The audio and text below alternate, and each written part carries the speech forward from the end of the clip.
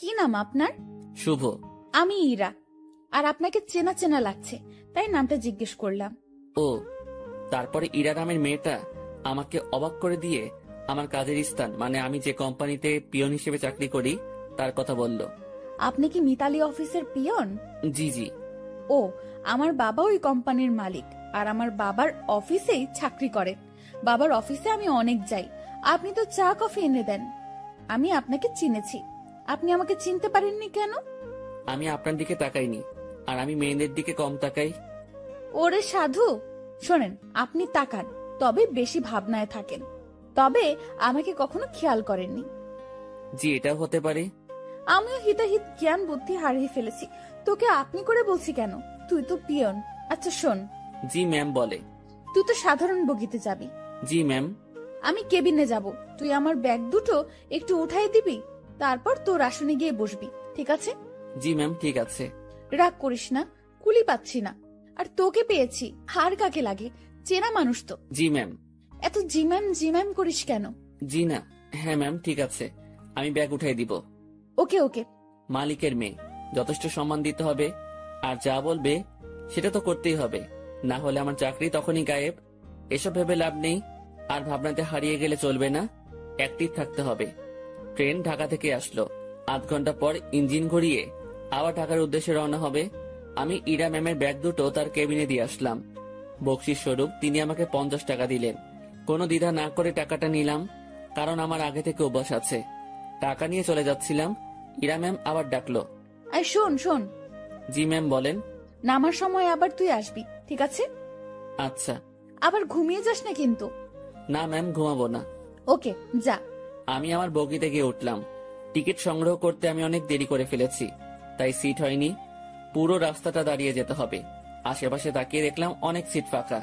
সামনের 2-1 স্টেশন পর এসব সিট আর ফাঁকা থাকবে না, তাই মনে মনে ঠিক করলাম সিটে বসবো না, দাঁড়িয়েই যাব। ট্রেন ছাড়লো, আমি দরজায় দাঁড়িয়ে আছি। ঠান্ডা হাওয়া আমার শরীরটাতে লাগছে। আমি ভাবনায় আবার ডুব দিলাম। ভাবতে লাগলাম পুরনো দিনের কথা, মাঝে মাঝে নিজের ভবিষ্যতের কথাও ভাবলাম। তাতে যা ফলাফল পেলাম সেটা শূন্য, কারণ ভেতরে খুব হতাশা কাজ করছিল। অর্ধেক পথ আসতেই স্টেশন ছাড়াই ট্রেনটা থেমে যায়। যান্ত্রিক কোনো ত্রুটি হয়েছে হয়তো। 20 মিনিট পার হবার পর খবর পেলাম ভোরের আগে ট্রেন এখান থেকে এক চুলো নড়বে না। আর এখন রাত 1টা বাজে। এক একজন এক এক কথা বলছে। কেউ বলছে লাইনের সমস্যা, কেউ বলছে ইঞ্জিনে। আমি ওইসব কথা থেকে কান ফিরিয়ে নিয়ে নিজের ভাবনাতে আবার মন দিলাম। হঠাৎই এই শুভ, পেছনে তাকিয়ে দেখি ম্যাম দাঁড়িয়ে। জি ম্যাম, বলেন। তুই উঠ। ম্যাম, কিছু লাগবে? না, আমি একটু ট্রেন থেকে নামবো। ম্যাম, বাইরে নামা ঠিক হবে না, যে অন্ধকার, এর মধ্যে কি বিপদ লুকিয়ে আছে কে জানে। কিসের বিপদ? বাইরে সাপ বিচ্ছু অনেক কিছু থাকতে পারে। কিচ্ছু নেই, চল নিচে নামবো। এই হলো আড়ালের ঘরে দুলালি, মন যা চায় সেটাই করবে। ম্যামকে নিয়ে ট্রেন থেকে নামলাম। নেমে দেখি অনেকেই নিচে দাঁড়িয়ে আছে। কেউ বাসায় ফোন করে সমস্যার কথা বলছে, আবার কেউ সিগারেট টানছে। ম্যাম আমার সাথে কথা বলা শুরু করলো। দেখ, জায়গাটা অনেক সুন্দর, তাই না? অন্ধকারে তেমন কিছুই তো দেখা যাচ্ছে না। চোখ না, মন দিয়ে দেখতে হয়। তবে ম্যাম, আকাশটা বেশ সুন্দর লাগছে, অনুজ্জ্বল তারাগুলো দেখা যাচ্ছে। আমি তো অনুজ্জ্বল অনেক কিছু দেখতে পারছি। কি ম্যাম? এই যে দেখ, একটা টি স্টল, চল যাই। এখন ওখানে গিয়ে কি হবে? চা খাবো, চল চল, বেশ মজা হবে। শীতের মধ্যে এত রাতে বাইরে চা খাওয়ার মজাটাই আলাদা। আমি তো আর মানা করতে পারবো না, মানা করলেই বকা দিবে। কেন যে এর সাথে দেখা হয়ে গেল, মনে হচ্ছে বাকি রাতটাই বেশ প্যারায় রাখবে। টি স্টলের কাছে পৌঁছাতে দেখি কিছু যাত্রী এখানে আগে এসেছে। এই দোকানটার আশেপাশে আর একটা দোকানও নেই। হাতে চা নিয়ে আমি দোকানিকে বললাম, চাচা, এমন একটা জায়গায় দোকান দিয়েছেন কি মনে করে? বাবা, সে অনেক কাহিনী, বাজারে দলাদলি চলে। আমার লোকজন না থাকায় ওখানে দোকানটা নেওয়া হয়নি।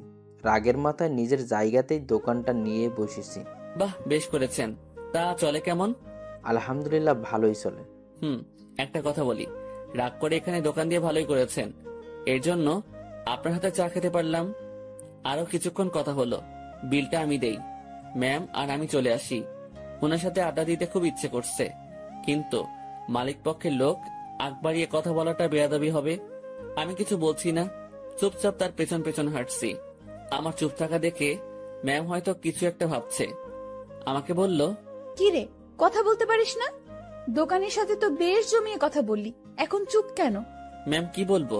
সেটা কি আমাকে বলে দিতে হবে? দোকানে কি তোকে কিছু বলেছিল? না। তো কিছু বল, সারা রাত তো এভাবে চুপ থাকতে পারবো না। আপনি রাজশাহীতে কোথায় আসছিলেন? আর বলিস না, আমার একটা বান্ধবীর বিয়ে হলো, বিয়েতে আসছিলাম। ও। তুই বিয়ে করেছিস? না ম্যাম। কেন? কাকে বিয়ে করব? কাকে করবি মানে? দেশে কি মেয়ের অভাব পড়ছে? আসলে সেটা না। তো কি? আমার পরিবার নেই, আমার বিয়ে করা একটু সমস্যা। তো সমস্যার কি আছে? দেশে অনেক মেয়ে আছে যাদের পরিবার নেই, তাদের মধ্যে একজনকে বিয়ে করবি। ম্যাম ওইরকম হলে আমি করব না। কেন? সেটা না বলি। ওই সব বলতে হবে। মাথায় একটা দুষ্ট বুদ্ধি এলো। আমি বললাম, ম্যাম আপনার মতো সুন্দরী পেলে ভেবে দেখতে পারি। তোর ভাবা লাগবে না, আমার মতো কেউ তোর দিকে তাকাবেও না। সেটা আমার জন্যই ভালো। কেন? তাহলে আর বিয়ে করা লাগবে না। হয়েছে ভাই, থাম এবার। চল লাইনের ওই পাশটাই ঘুরে আসি। ইরা ম্যাম যেদিকে যাচ্ছে আমিও তার পেছন পেছন ছুটছি। একবার বললাম যে বাকি রাতটুকু ঘুমিয়ে নেন, তখন আমাকে ধমক দিয়ে বলল, সে কি আমার আদেশ মেনে চলবে? পরক্ষণেই ভাবলাম, তাই তো, সে আমার কথা মানবে কেন? সে তো মালিক পক্ষের লোক। লাইনের অন্য পাশটায় চলে আসলাম। এই পাশটায় ফাঁকা জায়গা নেই, কাছে একটা গ্রাম দেখা যাচ্ছে, আর লাইনের পাশ দিয়ে একটা রাস্তা গ্রামের ভেতরে চলে গেছে। চল রাস্তাটা দিয়ে গ্রামের ভেতর যাই। না ম্যাম, এত রাতে যাওয়া ঠিক হবে না। আমি কি বলছি তোকে? জি ম্যাম, চলেন। এই হলো মেয়ে মানুষ, ভালো মন্দ কিছুই বোঝে না। তারপর যদি এরকম ধনী ঘরের মেয়ে হয়, তাদের মাথার তার দুই একটা কমই থাকে। এরা পুরো পৃথিবীকে নিজের মনে করে আর ভাবে সেই সব থেকে ক্ষমতাধর ব্যক্তি। দুজনে অনেকটা হাঁটলাম। এখন আমরা হাঁটছি গ্রামের ভেতরে। পুরো গ্রাম নিস্তব্ধ, কোথাও কোনো সারা শব্দ নেই, শুনশান পরিবেশ। ম্যাম মাঝে মাঝে আমার সাথে কথা বলছে। এক সময় আমরা ভালোই কথা বলতে শুরু করি। ম্যাম আমাকে বলল, তুই কি সারা জীবন এইভাবেই কাটাবি? জানি না। জানিস না মানে? আমার ভাগে কি আছে আমি কিভাবে বলবো? তাও সবার তো অনেক ফিউচার প্ল্যান থাকে, তোর নেই? না। অদ্ভুত। আচ্ছা ম্যাম, একটা জিনিস আমার কাছে খুব খারাপ লাগছে। কি? বললে রাগ করবেন না তো? না, বল। স্টেশনে যখন আপনাকে দেখলাম তখন একটা জিনিস খেয়াল করেছি। কি খেয়াল করেছিস? আপনার সৌন্দর্যের সাথে আপনার আধুনিক সাজগোজ একদমই বেমানান। কি বলিস? সবাই তো খুব প্রশংসা করে। সবার চোখ নেই তাই। তো কেমন সাজলে আমাকে ভালো লাগবে? অতি সাধারণ। যেমন? এই যে হেয়ার কালার করেছেন, এটা চুলের সৌন্দর্য নষ্ট করেছে। আপনার ঠোঁটে। এই থাম। জি ম্যাম। তুই অন্ধকারে আমার ঠোঁট কিভাবে দেখলি? ওই যে বললাম না, স্টেশনে দেখেছি। উফ, বাদ দে তোর ডায়লগ, চুপচাপ হাঁটতে থাক। জি ম্যাম, আর সামনে না এগোই, আমরা চলে যাই। আর একটু যাব, তারপর ফিরবো। পরিবেশটা ভালোই লাগছে, রাতে এইভাবে গ্রামের মধ্যে দিয়ে কখনো হাঁটিনি। আমরা হাঁটতে হাঁটতে আরো সামনে এগোলাম, আর হঠাৎ দুজন লোক লাইট নিয়ে আমাদের সামনে আসলো। তাদের হাতে মাছ ধরার পলো, মাছ ধরতে যাচ্ছে মনে হয়। এই তোমরা কারা? এই গ্রামে আগে কখনো দেখিনি তো। ভাই, আমরা আসলে ট্রেনে যান্ত্রিক ত্রুটির কারণে মাঝপথে দাঁড়িয়ে গেছে, আর ট্রেন থেকে নেমে আমরা একটু হাঁটতে আসছি। এই তোমরা থামো, সব বুঝে গেছি সব, চলো আমাদের সাথে। কোথায় যাব? কোনো কথা না, চলো। লোক দুটো আমাদেরকে একটা বাড়ির ভেতর নিয়ে আসলো। আমি মনে মনে আল্লাহ আল্লাহ করছি, কি যে হবে। গ্রামের মানুষ এসব কিছুতে বেশ সিরিয়াস। রাত করে মেয়ে নিয়ে বাইরে দেখলে উল্টাপাল্টা ভাববে। আমাদের বেলায় ঠিক তাই হয়েছে। এরা শুধু আমার দিকে তাকিয়ে বারবার দেখছিল। আমিও মনে মনে বলছি, দেখেন কেমন লাগে। একজন বাড়ির গিন্নিকে ডাকা শুরু করলো। বুঝলাম এটা তার নিজের বাড়ি। লোকটির বয়সে আমাদের তাকিয়ে বলল, এরা কারা? ওরা বাড়ি থেকে পালায় আসছে, ওদের তুমি ঘরে নিয়ে যাও, আমি হুজুরের ডাইকা নিয়ে আসি। ভাই ভাই, হুজুরে ডেকে কি করবেন? বিয়া করায় দুমু তোমাদের। ভাই ভাই শোনেন, উনি আমার কিছু না, আমরা পালাই আসিনি। উল্টাপাল্টা কথা কইও না, চুপ থাকো। একটা মায়া তোমার সাথে এত রাতে ঘুরে, এর মানে কি আমরা বুঝি না? ভাই ভাই এমন কইরেন না। চান মিয়া, তুমি ওদের ঘরে নিয়ে যাও, আর বউ আমি যাইতেছি হুজুরের ডাকতে। আমাদের কাছে একজনকে রেখে লোকটি অন্ধকারে হাওয়া হয়ে গেল। কিছু একটা ঘটতে চলছে। আমি ইরার দিকে তাকালাম, দেখি সে আমার দিকে তাকিয়ে আছে। মুখটা কাঁচুমাচু করে রেখেছে সে। দুজনে কথাও বলতে পারছি না। সময় যাচ্ছে আর লোকজন বাড়তে শুরু করে। আমাদের দুজনকে 2 রুমে রাখা হয়েছে। আমি শুধু আল্লাহ আল্লাহ করছি। ওইদিকে ইরার কি অবস্থা হয়েছে আমি জানি না। কিছু সময় পর হুজুর আসলো, আমি তাকেও বোঝালাম। স্বস্তির কথা হলো সে বুঝেছে। কঠিন একটা সমস্যা থেকে বাঁচলাম। হুজুরটা আমাদের লাইন পর্যন্ত এগিয়ে দিল। তারপর ওয়াও, কি দারুণ অভিজ্ঞতা। ধুর, চুপ করেন তো, এখনই তো একটা ইয়ে হয়ে যেত। ইয়ে মানে কি এ? আরে বড় বাচ্চা বেঁচে গেছেন। তা তো জানি, তবে দারুণ লাগছে। আপনি থাকেন, যেখানে ইচ্ছা যান, আমাকে ডাকবেন না। আমি ট্রেনে উঠলাম। ওনার সাথে সাথে আর দেখা করলাম না। ফজরের আজান হলো, তার কিছুক্ষণ পর আমাদের ট্রেন আবার যাত্রা শুরু করলো। আমি ঠিক আমার আগের জায়গাটায় দাঁড়িয়ে আছি। ইরা ম্যাম আবার আসলো। তুই ভালোই বদমাইশ তো। কি কি করছি আমি? তুই আমার উপর ছাড়ি দিস, আমার উপর রাগ দেখাস। তো কি করব? আপনার মাথায় কি ব্রেইন নামক জিনিসটা আছে? থাকলেও তো মনে হয় কাজ হবে না। এরকম ছেলে মানুষই করেন, কি জন্য বড় হয়েছেন বোঝেন না কিছু? ম্যাম আমার দিকে হা করে তাকিয়ে আছে। আমি জানি কথাটা বলার পর আমার চাকরি থাকবে না। আপনার বাবাকে কিছু বলতে হবে না, আমি অফিস যাব না। ম্যাম কিছুক্ষণ চুপ থেকে বলল, আমি তোকে চাকরি দেইনি, তোর চাকরি আমি কাটবো কেন? এই যে আমাকে বকা দিলি, মনে রাখিস, এর শোধ আমি তুলবো। ইরা রাগ দেখিয়ে তার কেবিনে চলে গেল। ম্যাম যে থ্রেটটা দিল, আমার একটু ভয় লাগলো না। ওনার কথা শুনে মনে হলো কোনো বাচ্চা আমাকে থ্রেট দিয়েছে। ওনার কণ্ঠটা সত্যি অসাধারণ, শুনলে মনে হয় বারবার শুনি। না, আমি আবার ভাবনাতে হারিয়ে যাচ্ছি কেন? যাই, ওনার কেবিনে গিয়ে সরি বলে আসি। না হলে আমার কি করে বসবে আল্লাহ জানে। আমি তার কেবিনের ভিতর ঢুকবো, তখনই কারোর সাথে ধাক্কা লাগলো। তাকিয়ে দেখি ম্যাম। উনি হয়তো বাইরে আসছিলেন। এটা কি হলো? সরি ম্যাম, বুঝতে পারিনি। তুই আমার কেবিনে কি জন্য? সরি বলতে আসছি। সরি বললে তো কাজ হবে না, আমি তোকে মাফ করব না। কিছুক্ষণ তর্ক হলো। আমি তাকে বললাম, আমার উপর কেউ রাগ করে থাকুক সেটা আমি চাই না, আপনার মন যা চাই তাই করেন। কথাটা বলতেই ম্যাম আমাকে অবাক করে আমার গালে দুটো চড় বসিয়ে দিল। এখন বুঝতে পারলাম ম্যাম বেশ রেগে গিয়েছিল আমার উপর। চটা না খেলে হয়তো বুঝতে পারতাম না। আমি তো ভেবেছিলাম অন্য কোনো শাস্তি দিবে হয়তো। চর মারার পর ম্যাম আরো বলল, তুই আমার বেস্ট ফ্রেন্ড হবি? এমন থাপ্পড় খাওয়ার পর এরকম প্রস্তাব পাবো ভাবতেও পারিনি। মনে মনে ভাবছি, আমি তার সাথে কেন বন্ধুত্ব করতে যাব? তার চালচলন আর আমার চালচলন রাত দিন তফাৎ। কিন্তু কথাটা তাকে মুখের উপর মানা করতে পারবো না, যদি আবার কয়েকটা থাপ্পড় দিয়ে দেয়। ভয় ভয় বললাম, হব। গুড, তুই এখন যা। না, শোন শোন, তোর কন্ট্যাক্ট নাম্বারটা দিয়ে যা, আমি কল করে তোকে ডেকে নেব যে কোনো সময়। ম্যামকে মোবাইল নাম্বারটা দিয়ে আগের জায়গায় ফিরে আসলাম।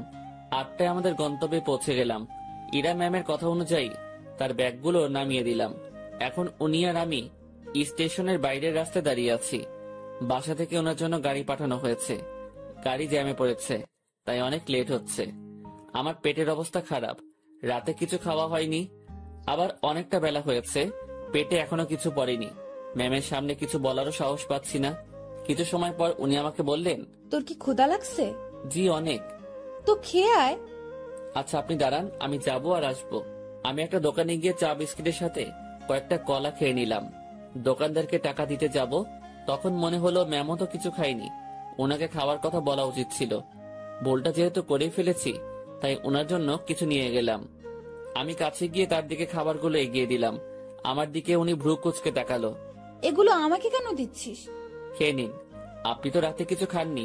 তুই কি ভাবিস আমাকে? আমি সকাল সকাল রাস্তায় দাঁড়িয়ে এসব খাবো? এগুলো তোদের মতো লোকজন খাবে। সরি ম্যাম, বুঝতে পারিনি। খাবারগুলো নিজের ব্যাগে ভরে নিলাম, নিজে বাসায় গিয়ে খাবো। ঘন্টাখানেক পর গাড়ি আসলো। ম্যামকে উঠিয়ে দিয়ে আমি আমার বাসায় চলে গেলাম। আমার হাতে শুধু আজকের দিনটাই ছুটি আছে, আগামীকাল থেকে ডিউটি। বাসায় এসে সব ঠিকঠাক করে নিলাম। দিনের বাকি সময়টুকু আর বাইরে বের হলাম না। এই শহরের গাড়িগুলোর হর্ন আমার ভালো লাগে না, প্রচন্ড বিরক্তিকর একটা জিনিস, শুনলেই মাথা ব্যথা শুরু হয়ে যায়। রুমের জানালা খুলে দিয়ে আকাশের দিকে তাকিয়ে থাকি। গতকাল রাতের ঘটনাটা ভাবতে থাকি। কাল যদি বিয়েটা হয়ে যেত, আজ আমি মামা শ্বশুর বাড়ি থাকতাম, মানে জেলে। কি বাঁচাটাই না বাঁচলাম। সন্ধ্যার একটু আগ দিয়ে ইরার কল পেলাম। উনি আমাকে তাদের অফিসের সামনে যেতে বলেছে। গত রাতে ফ্রেন্ড হয়েছি, কথা রাখতে অবশ্যই যেতে হবে। কথায় আছে, ফ্রেন্ডের কাছে কোনো বাহানা চলে না। আমিও তাই কোনো বাহানা বা ব্যস্ততা দেখালাম না। বাইরে যাচ্ছি ওনার সাথে দেখা করতে, তাই একটু সাজতে হবে। ব্যাগ থেকে নতুন একটা ফুল হাতা গেঞ্জি বের করলাম, একটু স্মার্ট সাজার জন্যই সুন্দরীদের সামনে তো আর এমনি এমনি যাওয়া যায় না। এই প্রথম কাউকে উদ্দেশ্য করে সাজগোজ করছি। মনের মধ্যে কেমন যেন খটকা লাগছিল। এখন খটকা দেখার সময় নেই। চটপট রেডি হয়ে আমার অফিসের সামনে গেলাম। ম্যামকে গিয়ে ঠিক সেখানে পেলাম। উনি তার গাড়ির সাথে হেলান দিয়ে দাঁড়িয়ে আছে। আমি তার সামনে গিয়ে ম্যামকে ডেকে সালাম দিলাম। উনি উত্তর দিলেন আর সাথে সাথে বললেন, গাড়ির পেছনে বসে যা। কোথায় যাবেন? আমার বন্ধুদের সাথে তোর পরিচয় করিয়ে দেব, সেখানেই নিয়ে যাচ্ছি। আমি আর কিছু বললাম না, তার গাড়ির পেছনে চেপে বসলাম। আধ ঘন্টা পর একটা রেস্টুরেন্টের সামনে গিয়ে ম্যাম গাড়ি থামালো। তারপর আমাকে নিয়ে রেস্টুরেন্টে ঢুকলো। আমি তার পিছু পিছু গেলাম। উনি একটা জায়গায় গিয়ে থামলো আর কিছু ছেলেমেয়ের সাথে গিয়ে কথা বলা শুরু করলো। বুঝতে পারলাম এরাই তার ফ্রেন্ড। এবার ম্যাম আমার দিকে তাকিয়ে বলল, বন্ধুরা, তোমাদের জন্য একটা গিফট এনেছি। কি রে দোস্ত, কে এটা? আর বলিস না, এই প্রাণীকে রাজশাহীতে পেয়েছি। এই পাগলার সাথে কিছুক্ষণ কথা বলেছি, তারপর বেস্ট ফ্রেন্ড হওয়ার প্রস্তাব দিয়েছি। দুঃখের বিষয় হলো পাগলা আমার কথা বিশ্বাস করে হ্যাঁ বলে দিয়েছে। তোরা বলতো এর মতো খ্যাত মানে কি বলবো, এরকম একটা মানুষ আমার ফ্রেন্ড। অসম্ভব। দেখ ভাই, আমার ফ্রেন্ডদের সাথে পরিচয় করিয়ে দিতেই তোকে এখানে নিয়ে আসছি। ইরা একে একে তার বন্ধুদের সাথে পরিচয় করিয়ে দিল। সবাই বনেদি ঘরের ছেলে মেয়ে। ট্রেনের কথা মনে পড়তেই লজ্জায় ঘেমে যাচ্ছি। এখন মান সম্মান যা যাওয়ার তা তো গেছে, বাকিটুকু নিয়ে এখান থেকে কেটে পড়তে পারলেই হলো। কিছুক্ষণ পর সেটাও থাকলো না। আমার পোশাক আর চেহারা নিয়ে তারা উপহাস করতে শুরু করলো। একটা ছেলে এগিয়ে এসে বলল, ভাইয়া এটা গেঞ্জি নাকি তেনা? কোথা থেকে কিনেছো ভাইয়া? নাকি কারো পড়ে থাকা জিনিস কুড়িয়ে নিয়েছো? না ভাই, সত্যি কিনেছি। ওমা, তাই? হুম। দেখ, ছেলেটা মাথায় তেল দিয়ে আসছে। সবাই হেসে উঠলো। সত্যি কথা বলতে আমি তেল দেইনি, ওরা পচানি দেওয়ার জন্যই বলছে। ভাবছি এখানে আর থাকা ঠিক হবে না। ম্যামকে বললাম, ম্যাম আমি এখন যাই। ওলে বাবুটা, এখনই না, কিছু খেয়ে যাও। হ্যাঁ, কিছু খেয়ে যা। একটা ছেলে আমার পকেটে হাত দিল। আমার দুর্ভাগ্য যে পকেট থেকে সে 20,000 টাকা নিয়ে এসেছি। ব্যাগে রেখে আসবো মনে ছিল না। ছেলেটা আমার পকেট থেকে টাকাটা দেখে একটু অবাক হয়ে বলল, কি রে, তোর কাছে এত টাকা কুড়িয়ে পেয়েছিস কোথায়? যাই হোক, আমাদের কিছু খাওয়া। আমি আর কি মানা করব, মান সম্মান একটু বজায় রাখতে হ্যাঁ বললাম। তাতেই ওরা সুযোগ পেয়ে গেল। নানা রকম দামি খাবার অর্ডার করলো, যেগুলো আমি চোখে দেখা তো দূরের কথা, নামও শুনিনি। ওরা সবাই খাচ্ছে, আমি দাঁড়িয়ে আছি। একজন খেতে বলেছিল, কিন্তু আমি মানা করেছি আর বলেছি খেয়ে আসছি, আমার পেট ভরা। খাওয়া শেষে বিল তো 20,000-এর উপরে এলো। আমার মাথায় ঢুকলো না 7-8 জন মিলে 20,000 টাকা কিভাবে খায়, যেটা জোগাড় করতে আমার বছরখানেক সময় লেগেছিল। খারাপ ভালো দু ধরনের মজাই পাচ্ছিলাম। কম খাবারে এত বিল আর আমার পকেটে টাকা গায়েব। ম্যাম আমি এখন যাই।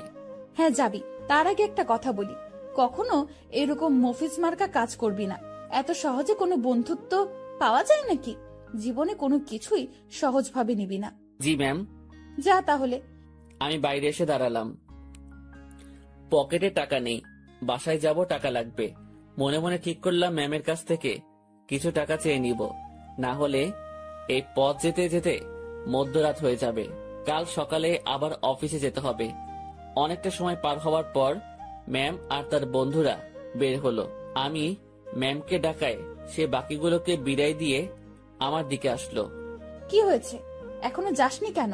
ম্যাম আমাকে কিছু টাকা। পুরোটা বলার আগেই একটা থাপ্পড় বসিয়ে দিল।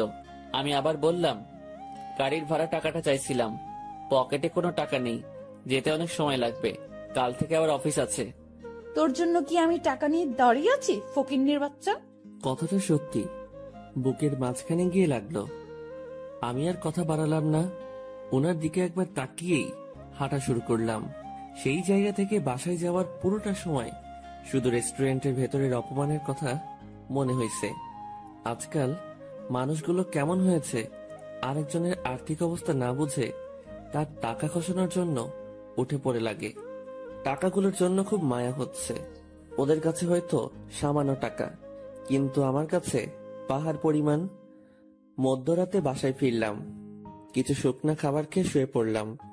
শুয়ে আর কিছু ভাবলাম না, ঘুমানোর চেষ্টা করলাম, কারণ কাল অফিস যেতে হবে। পরদিন সকালবেলা উঠতে আর দেরি করলাম না, ফোনে অ্যালার্ম দেওয়াই ছিল। সময় মতো উঠে হাতের কাজগুলো সেরে নিলাম, তারপর খেয়ে অফিসের উদ্দেশ্যে রওনা হলাম। অফিসে যাওয়ার পর যে সমস্যায় পড়লাম সেটা আমি কখনো চিন্তাও করিনি। যেখানে স্যার মানে ইরার বাবা বসে থাকার কথা, সেখানে ইরা বসে আছে। ওই চেয়ারটাতে ইরা বসা মানে আজকের দিনটা পুরো শেষ। আমি রুমে ঢুকে তাকে সালাম করে বেরিয়ে আসলাম। কিছুক্ষণ পর উনি নক করলেন। আমি ভেতরে গিয়ে বললাম, জি ম্যাম বলুন। 4 নম্বর টেবিলে রাশিদ সাহেব অফিসে আসেনি, তুই একটু খোঁজ নিয়ে দেখ। জি ম্যাম। আমি ফোন করে জানলাম উনি রাস্তায় আছেন। আমি ম্যামকে সেটা জানিয়ে দিয়ে বাইরে বসে আছি। সেই মুহূর্তে জেনারেল ম্যানেজার আমাকে ডাকলেন কফি এনে দিতে। আমি কফি নিয়ে তার রুমে গেলাম। কফির কাপটা হাতে নিয়ে দেখলেন এবং ফেলে দিলেন। কি হয়েছে এটা বলার সাথে সাথে উনি আমাকে চর বসিয়ে দেন আর বলেন, কফির উপর মরা মাছি পড়ে আছে, দেখিস না? সরি স্যার, দেখতে পাইনি। উনি আমার কলার ধরলেন। আমি যদি এটা খেয়ে ফেলতাম, তারপর যদি অসুখ করতো, তুই কি করতিস তখন? স্যার মাফ করে দেন, দেখতে পাইনি। উনি অনেক বাজে বাজে বকা দিচ্ছিলেন। অফিসের মধ্যে একটা শোরগোল বেঁধে গেল। ইরা ম্যাম তার কেবিন থেকে উঠে আসলেন। সবাই মিলে দোষটা আমাকে দিচ্ছিল। এখন ভয় লাগছে যে ম্যাম চটটা মেরে হয়তো বিদায় করে দিবেন।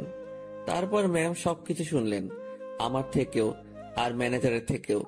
সব শোনার পর যা করলেন দেখে তো আমি হতবাক। পরপর 2টা চর বসিয়ে দিলেন ম্যানেজারের গালে। আমি কিছু বলার আগেই এখান থেকে বের হবেন। আর হ্যাঁ, বাকি সবাইকে বলছি, এটা নিয়ে কোনো কথা হবে না। সমস্যা হয়েছে, সমাধান করেছি।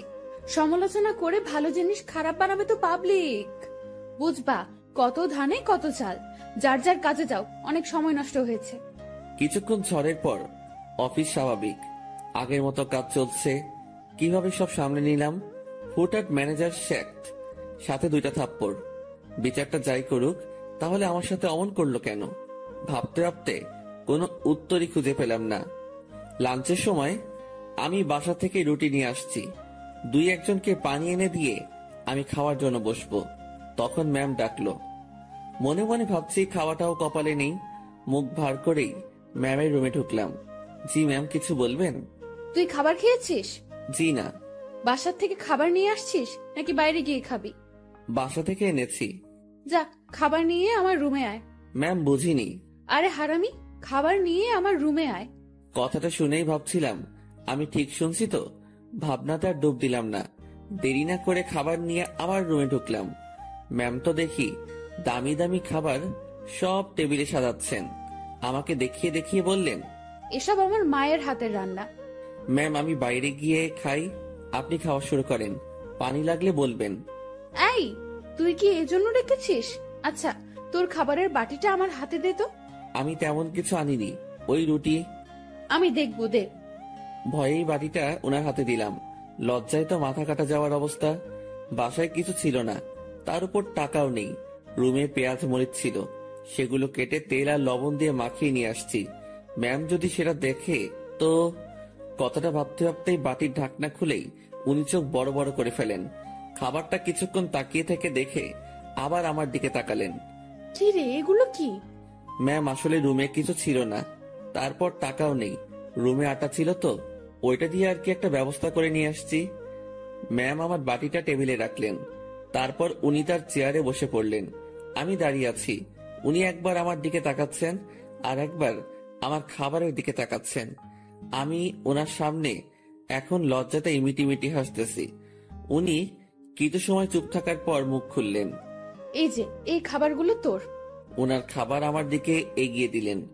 আমি টেবিলের কাছে গিয়ে হাত দিয়ে নিজের বাটিটা নিয়ে বললাম, আমি যেটা এনেছি সেটা না খেলে আমার পেট ভরবে না, আর আপনার খাবার খেলে আমার পেট খারাপ হতে পারে। এত ভালো জিনিস কখনো খাওয়া হয়নি তো, পেট খাবারটা সহ্য করতে নাও পারে। গতকালের রাতটা একটু দেখিয়ে রুম থেকে বেরিয়ে আসলাম। নিজের খাবার খেয়ে আবার কাজে মনোযোগ। কার কি লাগছে, কে কি চাচ্ছে, সব দেখাশোনা করছি। দুপুরের পর ম্যাম আমাকে আর ডাকেননি। বুঝতে পারলাম তিনিও কিছুটা বুঝতে পেরেছেন আমার কষ্টটা। রাতে অফিস শেষ করে বাসায় ফিরলাম। পাশের বাসার পরিচিত একজনের কাছ থেকে টাকা ধার নিয়ে মাছ কিনে নিয়ে এসে রান্না বসিয়ে দিলাম। তখন রাত প্রায় 10টার কাছাকাছি। চুলোয় রান্না বসাবে সেই সময় ফোন আসলো। ম্যাম ফোন করেছে, নাম্বারটা সেভ করে রেখেছি। ধরবো কি ধরবো না এমন করতে করতে রিসিভ করে সালাম দিলাম। উনি উত্তর দিয়ে বললেন, কি করিস? এই তো ম্যাম, কিছু না। এখন শোন, জি ম্যাম, বলেন। দুপুরে আমার মুখের উপর কথা বলে আমাকে লজ্জা দিয়ে তোর খাবার নিয়ে চলে গেলি, ভয় করলো না? আমি চুপ হয়ে গেলাম। কি বলবো উত্তরে বুঝতে পারছি না। কিরে, কথা বলছিস নাকি জন্য? ম্যাম, অফিসের কোনো কথা হলে বলেন। তুই আমার কথা ঘুরিয়ে নিস। আমি যা বলছি তার উত্তর দে। জি ম্যাম, বলেন। ওভাবে খাবার নিয়ে চলে গেলি কেন? আপনার খাবার খেয়ে আমার ক্ষুধা মিটতো না। তাই না? জি। আমি বুঝতে পেরেছি, তুই আমার উপর রাগ দেখাচ্ছিস। সুযোগ ভালোই কাজে লাগাচ্ছিস। এখানে কিসের সুযোগ ম্যাম? আপনি আমাকে এখন মানা করে দিলে আমার সাথে তো আপনার এখনই কোনো অফিসিয়াল সম্পর্ক থাকবে না। ক্ষমতা আপনার হাতে, সুযোগ আপনার হাতেই। চুপচাপ রান্না শেষ করে খেয়ে আমাকে কল দিবি। ম্যাম, অফিসের কোনো বিষয়ে কথা বলবেন? না। তাহলে ফোন দিয়েন না, আমিও দিব না। তোর 24 ঘন্টাই ডিউটি। আমি ফোন দেওয়ার পর সময়টুকু অফিসিয়াল, ওকে? তাহলে বেতন বাড়িয়ে দিয়েন। ঠিক আছে, দিব। ঠিক আছে, দিব। তুই অবশ্যই ফোন করবি। আর হ্যাঁ, কাল অফিসে আসার সময় দুপুরের খাবার আনবি না। কেন ম্যাম? অফিসে না খেয়ে কাজ করতে হবে? তোর জন্য আমি খাবার নিয়ে যাব। ম্যাম, ওসব খাবার টাবার বাদ দিন, আমি আমার খাবারে সন্তুষ্ট। তুই যদি কাল অফিসে তোর রান্না করা কিছু নিয়ে আসিস তো মনে রাখবি, তোকে শুধু অফিস থেকে না, দুনিয়া থেকেই বিদায় করে দিব। আমি কিছু বলতে যাব তখনই ম্যাম ফোনটা রেখে দিল। তুই যদি কাল অফিসে তোর রান্না করা কিছু নিয়ে আসিস তো মনে রাখবি, তোকে শুধু অফিস থেকে না, দুনিয়া থেকেই বিদায় করে দিব। আমি কিছু বলতে যাব তখনই ম্যাম ফোনটা রেখে দিল। মনে মনে ভাবছি, এত আদিক্ষেতা দেখানোর কি আছে? আমি তার অফিসের সামনে একজন পিয়ন, আর এমন ব্যবহার করছে। মনে হয় না, ছি ছি ছি, কি সব কথা ভাবছি আমি। পরদিন সকাল সকাল উঠে আর রান্না করলাম না। সকালে নাস্তাটা বাইরে করেই অফিসে রওনা হলাম। অফিসে গিয়ে দেখি ম্যাম আগে এসেছেন। প্রতিদিনের মতো হাজিরা দিলাম। উনি আমাকে দেখে তেমন কিছু বললেন না। দুপুর পর্যন্ত স্বাভাবিকভাবেই কাজ করলাম। দুপুরের খাবার সময় ম্যাম তার রুমে ডাকে। আমি জানি উনি আমার জন্য খাবার নিয়ে আসছে। খুব লজ্জা লাগছিল। রুমের একপাশে খাবার খাওয়ার জন্য সুন্দর একটা ব্যবস্থা ছিল। ম্যাম আমাকে ওখানটায় বসতে বলে, আর আমার সামনাসামনি উনিও বসে যান। উনি একটা প্লেটে খাবার নিয়ে আমাকে দেয়, আরেকটা উনি নেন। আমি প্লেটে হাত দিতে পারছিলাম না, খুব ভয় কাজ করছিল। এত বড় একজন মানুষের সামনে খাবার খাওয়া চারটেখানি কথা না, তার উপর সামনে এত সুন্দরী মেয়ে বসা। ম্যাম আমার দিকে খেয়াল করে বলল, তুই হাত দিয়ে খাবি না খাওয়াই দিব? জি না ম্যাম। একটা কথা, কি? আমি খাবার বাইরে নিয়ে গিয়ে খাই। এখানে খাইতে তোর সমস্যা কোথায়? ম্যাম, সত্যি বলতে ভয় করছে। কি ভয়? আরে ভয় কি জন্য পাচ্ছিস? আপনার সামনে এভাবে খাওয়া। তো কি হয়েছে, খা। ম্যাম, বাইরে যাই। শুভ, আমি এক কথা 100 বার বলতে পারবো না। আমি আর কথা বাড়ালাম না, ভয়ে ভয়ে খাওয়া শেষ করলাম। ম্যাম ছোট বাচ্চাদের মতো খাচ্ছিলেন, দেখতে বেশ মজাই লাগছিল। ম্যাম খাওয়ার দৃশ্যটা দেখতে গিয়ে তার চোখে চোখ পড়ে যায়। আমার বুকটা তখন ভয়ে ধুপ করে উঠেছিল। ইশারায় বলেছিলেন, কি হয়েছে? আমি মাথা নাড়িয়ে মানা করে বলি, কিছু না। খাওয়া শেষে, তুই বাসায় যা, তোর ছুটি। জি ম্যাম। কেন? আমি দিয়েছি তাই। বাসায় তো কোনো কাজ নেই আমার। এত কথা বলতে তোকে কে বলেছে? যা, সোজা বাসায় যাবি, কোথাও যেন দেরি না হয়। আমার ছুটিতে বাকি সবাই একটু অবাক হলো। আমি জানি না ম্যাম, আমার কাজগুলো কাকে দিয়ে করিয়ে নিবেন। উনি যেভাবে কাজ করেন, যে কেউ দেখলে অবাক হবে। আমি বাসায় এসে বিছানায় আরাম করছি। মাথার উপর ফ্যানটার দিকে তাকিয়ে অন্য একটা ভাবনায় ছিলাম। নির্দিষ্ট কোনো ভাবনা না, একদমই এলোমেলো। বাংলায় এই ভাবনাকে কি বলে বা কিভাবে ব্যাখ্যা করে আমি জানি না। এই জিনিসটা ভাবতে ভাবতে আমার চোখটা বন্ধ হয়ে আসে। জানি না কতটা সময় ঘুমিয়েছি। হঠাৎ আমার কানে কোনো একটা শব্দে বেজে ওঠে। চোখ খুলে বুঝতে পারি ফোনটা বাজছে। ফোন হাতে নিয়ে আবছা চোখে দেখি ম্যাম কল করেছে। ফোনটা রিসিভ করলাম। কই তুই? কই আবার, আপনি তো ছুটি দিয়েছেন। বাসায় আসছি। তুই কি ঘুমাচ্ছিস? হ্যাঁ। আমি কি তোকে ঘুমানোর জন্য ছুটি দিয়েছি? তাহলে?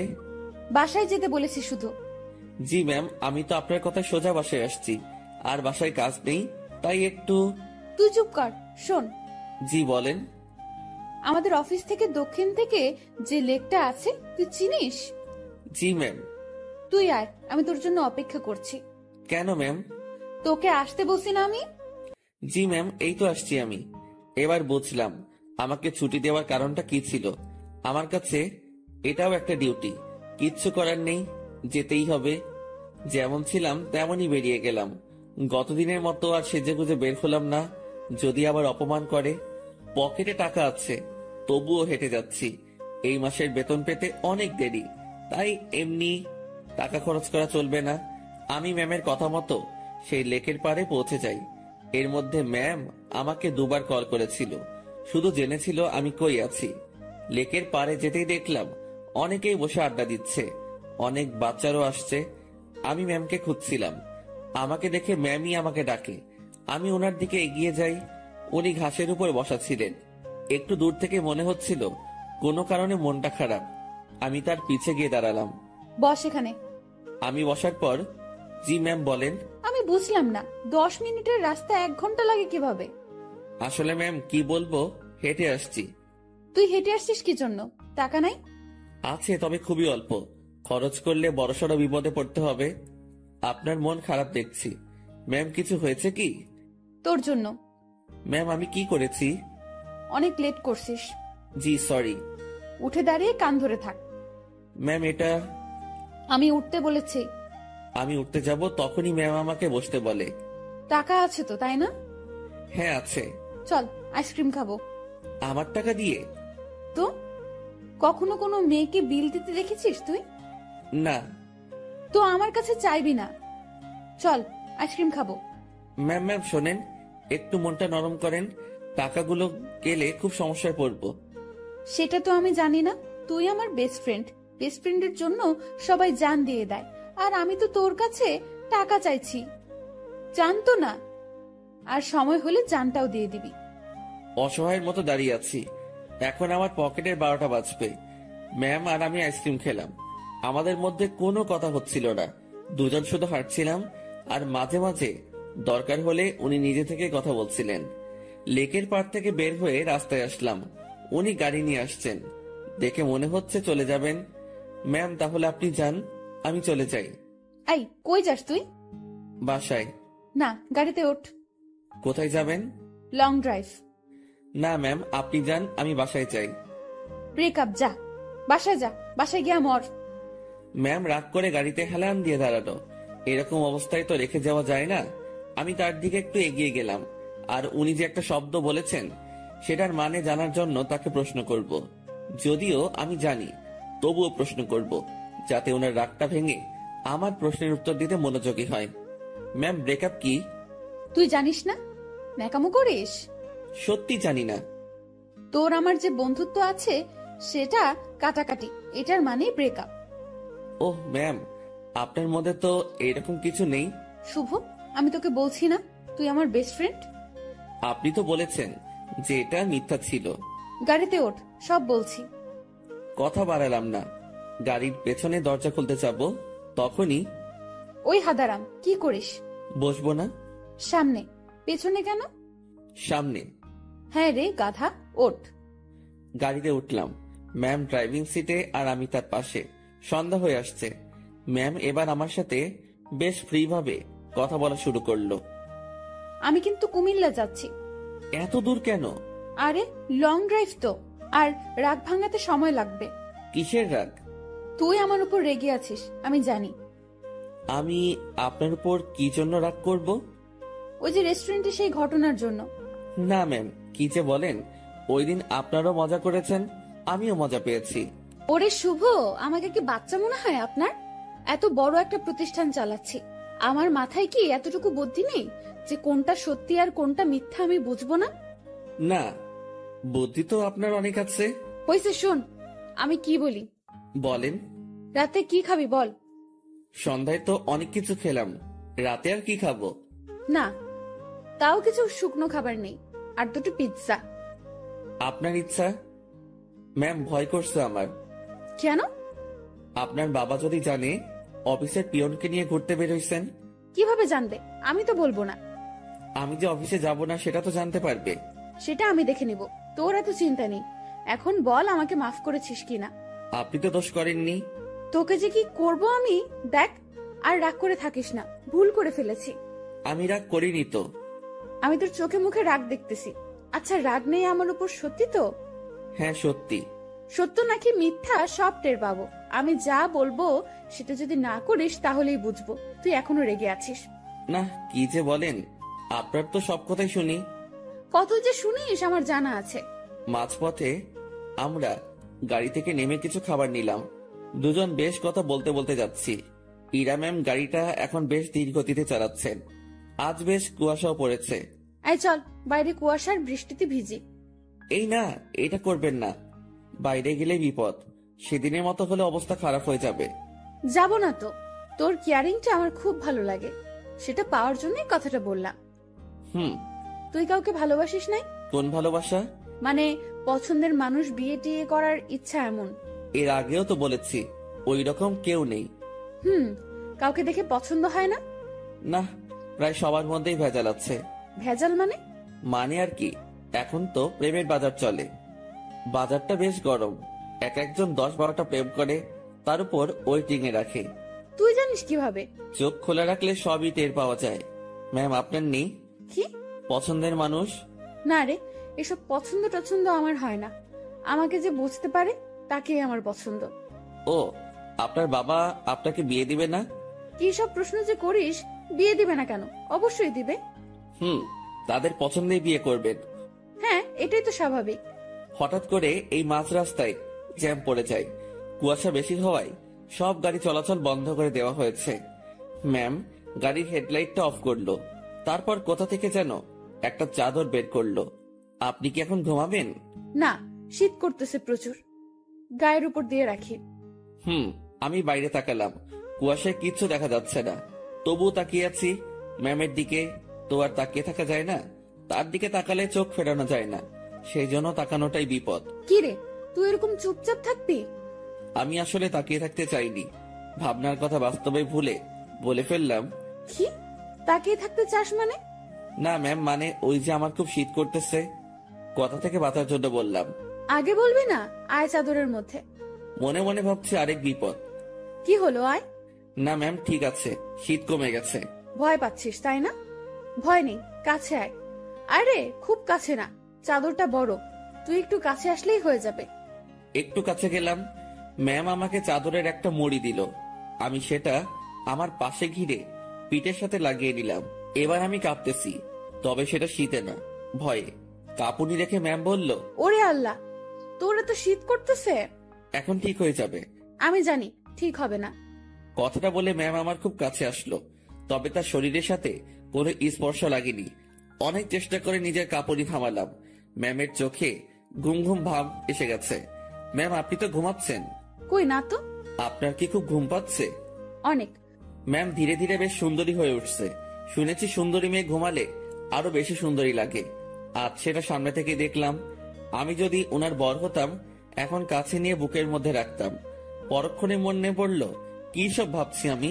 ছি ছি ছি, এসব কি আসছে মাথায়। ম্যাম ঘুমে আর ঠিক থাকতে পারে না, আমার খুব কাছে আসে, আমার কাঁধের উপর তার মাথা রাখার চেষ্টা করছে। এবার সব ভুলে যাই আমি, নিজে থেকে তার দিকে এগিয়ে যাই, আর উনি তার মাথা আমার কাঁধের উপর রাখে। বুকের মধ্যে হাতুড়ি পেটা হচ্ছে। ওনার নিঃশ্বাস আমার টি শার্টে লাগার পরপরই আমার কেমন যেন একটা অনুভূতি কাজ করছে। না পারছিলাম তখন বুঝতে, না পারছিলাম ভাবতে। কিছুক্ষণ ঘুমানোর পর ম্যাম জাগনা পায়। আমি জেগেই আছি, একটুর জন্য চোখ বন্ধ করিনি। ম্যাম উঠে দেখলো সে আমার কাঁধে মাথা রেখে শুয়ে আছে।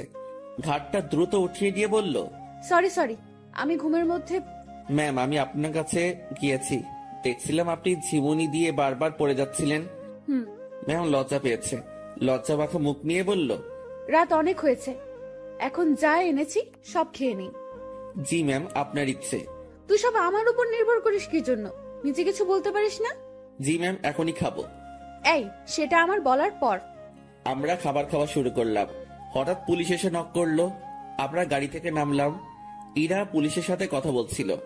আপনারা কোথায় যাচ্ছেন? কুমিল্লা 14 গ্রাম। উনি আপনার কে হন? বর। উনি দূরে দাঁড়িয়ে আছেন কেন? ভয় পাচ্ছে নাকি? এই, তুমি এখানে আসো। মনে মনে বলছিলাম, ভয় পাবো না? পুলিশকে কি মিথ্যাটাই না বললো? আপনারা যে স্বামী স্ত্রী সেটা আমি বুঝবো কিভাবে? এইটারও প্রমাণ লাগবে। হ্যাঁ। আমার চাচ্চু আবু সাইদ পুলিশ কমিশনার। কি নাম বললেন? আবু সাইদ। উনি তো ঢাকায় থাকেন, তাই না? হ্যাঁ। আপনারা ঢাকা থেকেই আসছেন? হ্যাঁ, ঢাকা থেকেই তো আসবো। সাইদকে আমি চিনি, উনি আমার বন্ধু। দাঁড়াও, আমি এখনই ফোন করছি। তুমি আগে বললা না। সরি মামুনি। ইরা তো পড়লো মহা বিপদে। তার চাচাকে যদি বলে দেয় বরকে নিয়ে ঘুরতে যাচ্ছে, তাহলে তো ইরা শেষ। এখন সে এই পুলিশকে না করতেও পারবো না। এদিকে তার চাচা ফোনটা রিসিভ করেছে। দুজন বন্ধু একে অপরের খোঁজ নেওয়ার পর পুলিশটা ইরার কথা বলল। ইরার চাচা বড় সড়ো এক ধাক্কা খেলো। পুলিশ আমাদের বিদায় জানালো। আমরা গাড়িতে গিয়ে বসলাম। ইরা তো ভয় শেষ। একটু পরেই ইরার ফোনটা বেঁচে উঠলো। তার চাচা কল করেছে। ইরা ফোনটা রিসিভ করলো। তুমি কোথায় আছো, কিভাবে আছো, কার সাথে আছো আমি জানতে চাচ্ছি না। যার সাথে থাকো না কেন তাকে কাল আমাদের বাসায় নিয়ে আসো, ঠিক আছে? জি চাচ্চু। ওকে। ইরার চাচা ফোন রেখে দেয়। ইরা আমাকে বলতে শুরু করলো, এখন কি হবে? আপনারই তো দোষ, আপনি মিথ্যা বলতে গেলেন কেন? সত্যি বললে যদি সমস্যা করতো তাই। আর আমি আগে থেকেই ভেবে রেখেছি কত সমস্যা হলে এগুলো বলবো। কিন্তু এই হারামি পুলিশটা যে চাচার বন্ধু কে জানতো? আচ্ছা, টেনশন করেন না। বাসায় গিয়ে সত্যি কথাটা বলে দিবেন, হয়ে যাবে। ভয়টা আমাকে নিয়ে না, তোকে নিয়ে। কেন? জানি না কি হবে। ওরা তোকে কি বলবে, আমি কিভাবে সামলাবো বুঝতে পারছি না। এই মুহূর্তে আমি বা তাকে কি বলবো বুঝতে পারছি না। ভাবছি এর সাথে থাকলেই সমস্যায় পড়তে হয়। ম্যাম বেশ টেনশনে পড়ে গেছে। একবার আমার দিকে তাকাচ্ছে, আরেকবার বাইরে। ম্যামের অবস্থা দেখে বেশ মায়াই হচ্ছিল। মিথ্যা বলে উনি বড় ফাঁসা ফেসে গেছেন। তার টেনশন কমানোর জন্য আমি তাকে ডেকে বললাম, ম্যাম। বল। আমি বলি কি, এত টেনশন করে লাভ নেই, যা হবার হবে। আর সত্যিটা বললে হয়তো উনারা বুঝতে পারবে। সত্যিটাই বা কিভাবে বলবো? আমার তো তাদের সামনে কথা বলতে ভয় হাত পা কাঁপবে। আচ্ছা ম্যাম, ওনাদের সাথে আমি কথা বলবো। আরে তোর সাথে ওনারা কথাই বলবে না। সেটা দেখা যাবে, আগে তো বাসায় যাই। রাতটা কাটলো জেগে জেগেই। রাতের শেষ ভাগে যানজট কেটে গেল। আমরা ঢাকায় ফিরলাম আর সোজা ম্যামের বাসার সামনে পৌঁছে গেলাম। ম্যাম আমাকে বাইরে রেখে ভেতরে গেলেন। ভেতরে তার সাথে কি হচ্ছিল সেটা আমার কাছে অজানা। হয়তো তাকে বকা দিচ্ছে। কিছু সময় পর ম্যামের সাথে পুরো পরিবার আসলো। আমি তো দেখেই ভয়ে শেষ। ম্যামের বাবাকে দেখে আরো ভয় লাগছিল, কারণ উনি তো আমাকে চেনেন। স্যার আমার কাছে এসে বললেন, তুই আমাদের অফিসের পিয়ন, তাই না? জি স্যার। আশেপাশে সবাই হেসে উঠল। ইরার চাচা তাকে ডেকে বলল, আরে এত মানুষ থাকতে তুই কিনা একটা পিয়নের সাথে লং ড্রাইভে গিয়েছিলি? ইরা চুপ, কারণ সে এখানে কিছুই বলতে সাহস পাবে না। চুপচাপ থাকতে হবে তাকে। তোকে যেন অফিসে না দেখি, ঠিক আছে? জি স্যার। আমি চলে আসলাম তাদের ওখান থেকে। বাইরে এসে দীর্ঘ একটা নিঃশ্বাস ফেললাম। যাক, তেমন বকা দেয়নি। ম্যামকেও হয়তো কিছু বলেনি। নিজের বাসায় আসলাম। 2 দিন পর খাওয়া দাওয়া বন্ধ হয়ে যাবে। বিছানায় শুয়ে শুয়ে ভাবছি, এখানে না থাকতে পারলে চলে যাব। দিনটা কোনো রকমে পার করলাম। পরদিন ঘুম থেকে জাগনা হয়েছে, কিন্তু বিছানা ছেড়ে উঠতে ইচ্ছা করছে না। মোবাইলটা হাতে নিলাম, দেখি বিকাশ কোম্পানি থেকে মেসেজ। বিরক্তি নিয়ে ফোনটা রেখে দিলাম। শুয়ে শুয়ে টাকার কথা ভাবছি। এমন সময় মনে হলো স্ক্রিনে মনে হয় কিছু দেখছিলাম। ঝটপট মোবাইলটা হাতে নিয়ে দেখি 25,000 টাকা আমার অ্যাকাউন্টে কে যেন পাঠিয়েছে। আর একটা মেসেজ আছে, এটা ম্যামের নম্বর। মেসেজটা সিন করে দেখতে পেলাম উনি শুধু ব্রেকআপ লিখে পাঠিয়েছেন। নিজে নিজে শিওর হলাম টাকাটা উনি পাঠিয়েছেন। হয়তো আমার প্রতি তার দয়া হয়েছে। যাক, আমার একটু ভালোই হলো। কাজ খুঁজতে সুবিধা হবে। ম্যামের সাথে দেখা হলে ধন্যবাদ দিব। আমার রুমের দরজায় কারো নক। আলসিমি ছেড়ে উঠে দরজা খুললাম। পাশের বাসার বড় ভাই এসেছে, যার কাছ থেকে আমি টাকা ধার করে এনেছি। ভাই আমার টাকাটা খুব প্রয়োজন, তুই যেভাবে পারিস টাকাটা দে। ভাই আমি তো বলেছি কয়েকদিন পর দিতে পারবো। না ভাই, আমার খুব দরকার। আচ্ছা আপনি বাসায় যান, আমি টাকা নিয়ে আসছি। দরজা লাগিয়ে দিয়ে ফোনটা হাতে নিব। তখনই আবার দরজায় নক। কেমন যেন খুব রেগে গিয়ে দরজাটা খুলেই বলি, আরে ভাই বললাম তো দিয়ে আসবো। একটু ধমকে সুরে বলেছি।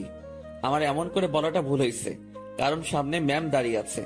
এখন কি বলবো, কিভাবে কথা কাটিয়ে নিব, এসব ভাবতে ভাবতে ম্যাম নিজে প্রশ্ন করলো, কি সমস্যা, এত রেগে আছিস কেন? আপনি এখানে? আমি বেশ অবাক, কারণ তাকে এখানে এভাবে কখনো আশা করিনি। আমার সামনে থেকে সর কুত্তা, ভেতরে যাব। আমি সরে দাঁড়াতে উনি ভেতরে ঢুকলেন। তারপর আমার বিছানায় নিজের শরীরটা এলিয়ে দিলেন। ফ্রেশ হয়ে নে। আজকে আবার কোথাও যাবেন নাকি? আরে না, তুই যা, ফ্রেশ হয়ে নে, কথা আছে। আচ্ছা, আমি বাইরে থেকে আসছি একটু। ওকে। আমি বাইরে এসে টাকা উঠে বড় ভাইকে থামিয়ে আসি। উনি যদি আবার আসতেন, আমার রুমে মেয়ে দেখে হয়তো ভিন্ন কিছু ভাবতো। রুমে এসে দেখি ম্যাম ঘুমিয়ে গেছে। আমি ফ্রেশ হয়ে নিলাম। কাজ শেষে ওনার দিকে তাকিয়ে ভাবছি, এই মেয়েটার যে কি হয়েছে। উনি চোখ খুলে বললেন, খাওয়া হয়েছে? না। টাকা না পাঠিয়ে দিলাম, এখনো খাসনি কেন? উঠতে তো হবে। যা, বাইরে থেকে খাবার নিয়ে আয়, একসাথে খাবো। ম্যাম, আপনি এই পরিবেশে খেতে পারবেন না। তুই পারলে আমিও পারবো। কথা বাড়িয়ে লাভ নেই, এই মেয়ে আমার কথা শুনবে না। বাইরে গিয়ে টাকা উঠিয়ে ভাইকে দিলাম, আর ম্যামের কথা মতো খাবার নিয়ে আসলাম। খাবারটাও সকাল সকাল বিরিয়ানি। কি নিব ভেবে না পেয়ে এটা নিয়ে ফিরলাম। এসে দেখি ম্যাম আবার বিছানা উঠাচ্ছে। ম্যাম ম্যাম ছি ছি ছি, কি করেন? এবার এটা যদি আপনার পরিবার জানে তো আমাকে মেরেই ফেলবে। ভাই আপনি যান। ও সরি ম্যাম, আপনি চলে যান। চুপ থাক। খাবার এনেছিস? জি। তোর সাথে তো ব্রেকআপ হয়েছে আমার, তাই না? আমি কিভাবে জানবো? ওই যে সকালে মেসেজ করলাম। ওইটা যে আপনি কি জন্য লেখেন আমি জানি না। ব্রেকআপ হয়েছে তাই লিখছি। ও ভালো। আচ্ছা ম্যাম, আপনি খাবার খেয়ে বাসায় চলে যান। আপনার সাথে থেকে আমার চাকরিটা গেছে, জীবনটা যাক এটা আমি চাই না। চাকরি গেছে তো কি হয়েছে? আপনাকে তো বেতন দেওয়া হয়েছে। এত টাকা কেন দিয়েছেন? 20,000 তোর, আর বাকি টাকা তোর বেতন। যদিও কিছু টাকা আছে, সেটা মাস শেষে দিয়ে দিব। কাজ না করে টাকা আমি নিব না। কাজ তো তোকে দিবই। কি কাজ? আমার সাথে সময় কাটানো। আমাকে তো ইয়ে পাইছেন। মানে কি? মানে বোঝেন না? আমি কি আপনার ওই বিএফ যে এইভাবে সময় দিব? তুই আমার মুখের উপরে কথা বলিস? Sorry ma'am. তোর সাথে কোনো কথা নেই। আপনি যেভাবে এসে আমার বিছানায় শুয়ে পড়লেন, আমি তো বেশ ভয় পেয়েছি, আর এখনো পাচ্ছি। এটা যদি আপনার বাসার কেউ জানতে পারে তো আমাকে এখান থেকে পালাতে হবে। তুই পালিয়ে যাবি তাই না? তো পালাবো না? আমার কি জানের ভয় নেই? কে মারবে তোকে? আপনার পরিবারের সবাই মিলেই মারবে। ভালো তো, মায়ের খাবি। আপনাদের মাইর দিতে ভালোই লাগে। না, আমার এখানে থাকলে চলবে না, এই শহর ছাড়তে হবে। কি বললি? ম্যাম বসা থেকে উঠে দাঁড়ালো। আপনার টর্চারে এখান থেকে পালাতে হবে। ও তাই? হুম। এখান থেকে যেন পালাতে না পারিস সেই ব্যবস্থা তো করতেই হয়। ম্যাম আমার দিকে এগিয়ে আসছে। একটু ভয় পেয়ে বললাম, মারবেন নাকি? না, অন্য কিছু করব। আপনি এভাবে তাকিয়ে আছেন কেন? আমার ভয় করে এমনিতে, কিন্তু কালকের ভয়ে এখনো ধুক ধুক করে উঠে, তার উপর আপনার এরকম চাহনি। আমার চোখে তুই ভয় দেখতে পাস? হ্যাঁ। ওকে, দেখাচ্ছি ভয়। ম্যাম আমার দিকে এগোচ্ছে, আর আমি পেছনের দিকে যাচ্ছি। একসময় আমার পিঠ দরজায় লেগে যায়। ম্যামও আমার খুব কাছে চলে আসে। তার শরীর থেকে সুগন্ধি আসছে। নিশ্চয়ই দামি পারফিউম ব্যবহার করেন। সবকিছু মিলিয়ে নেশা ধরিয়ে দেওয়ার মতো একটা সুবাস। আমার বুকের ভেতরের অবস্থা খারাপ। ম্যাম যে কি করবে এখন তার কিছুই টের পাচ্ছি না। আমি তার চোখের দিকে তাকিয়ে দেখি তার চোখ হাসছে। না, আমি তার চোখের ভাষা কবে থেকে বোঝা শুরু করলাম। চোখ সরিয়ে নিলাম। ওই আমার দিকে তাকা।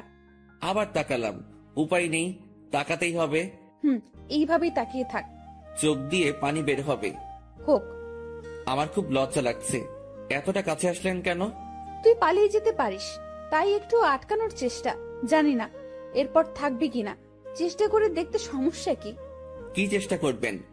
ইরা ম্যাম আমার নাকের সাথে নাক লাগালো। উনি মিটি মিটি হাসতেছেন। ওই অবস্থাতেই তিনি কথা বলা শুরু করলেন। মুভিতে তোর জায়গায় আমি থাকতাম, আর আমার জায়গায় তুই, কিন্তু এখানে ঠিক উল্টোটা হচ্ছে। আমি আর চোখ খুলে রাখতে পারলাম না, বন্ধ করে ফেললাম। চোখ খুলে রাখার শক্তি আমার নেই। আহারে আমার বিষ্টু। কথাটা বলে উনি আমার নাকে তার নাক ঘষা শুরু করলো।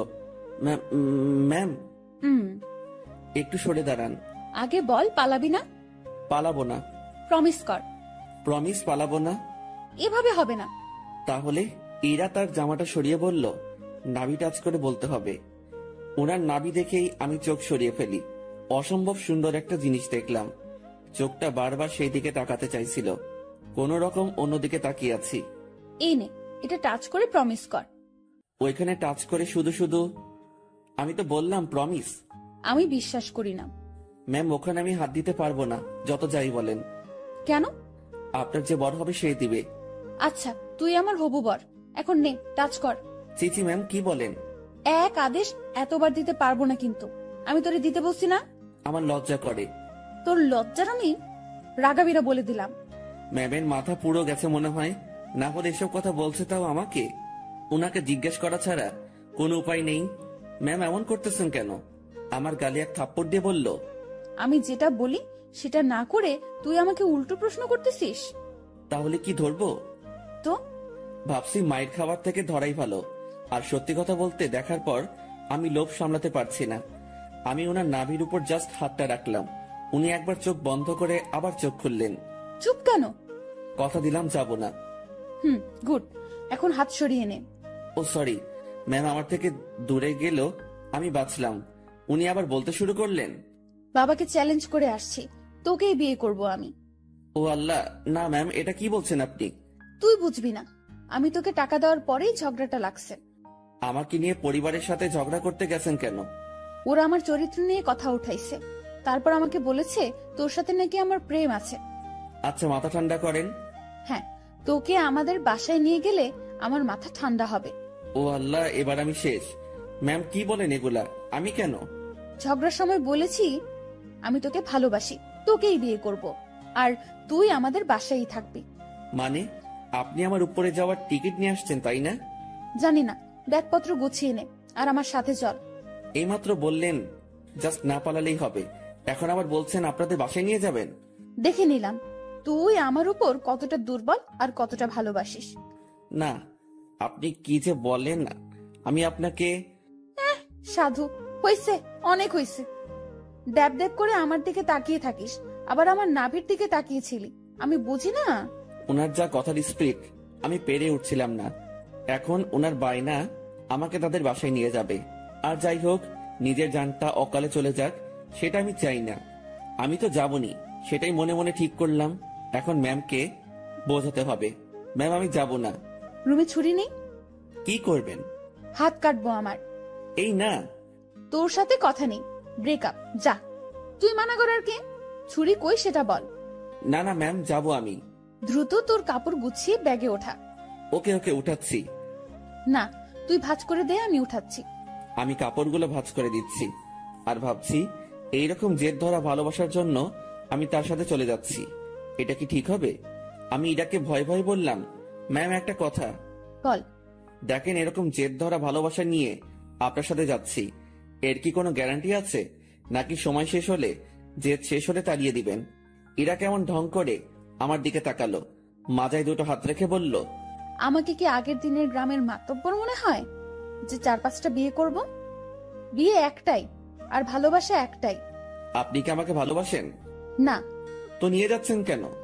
একসাথে থাকতে থাকতে ভালোবাসাটা হয়ে যাবে। আচ্ছা চলেন।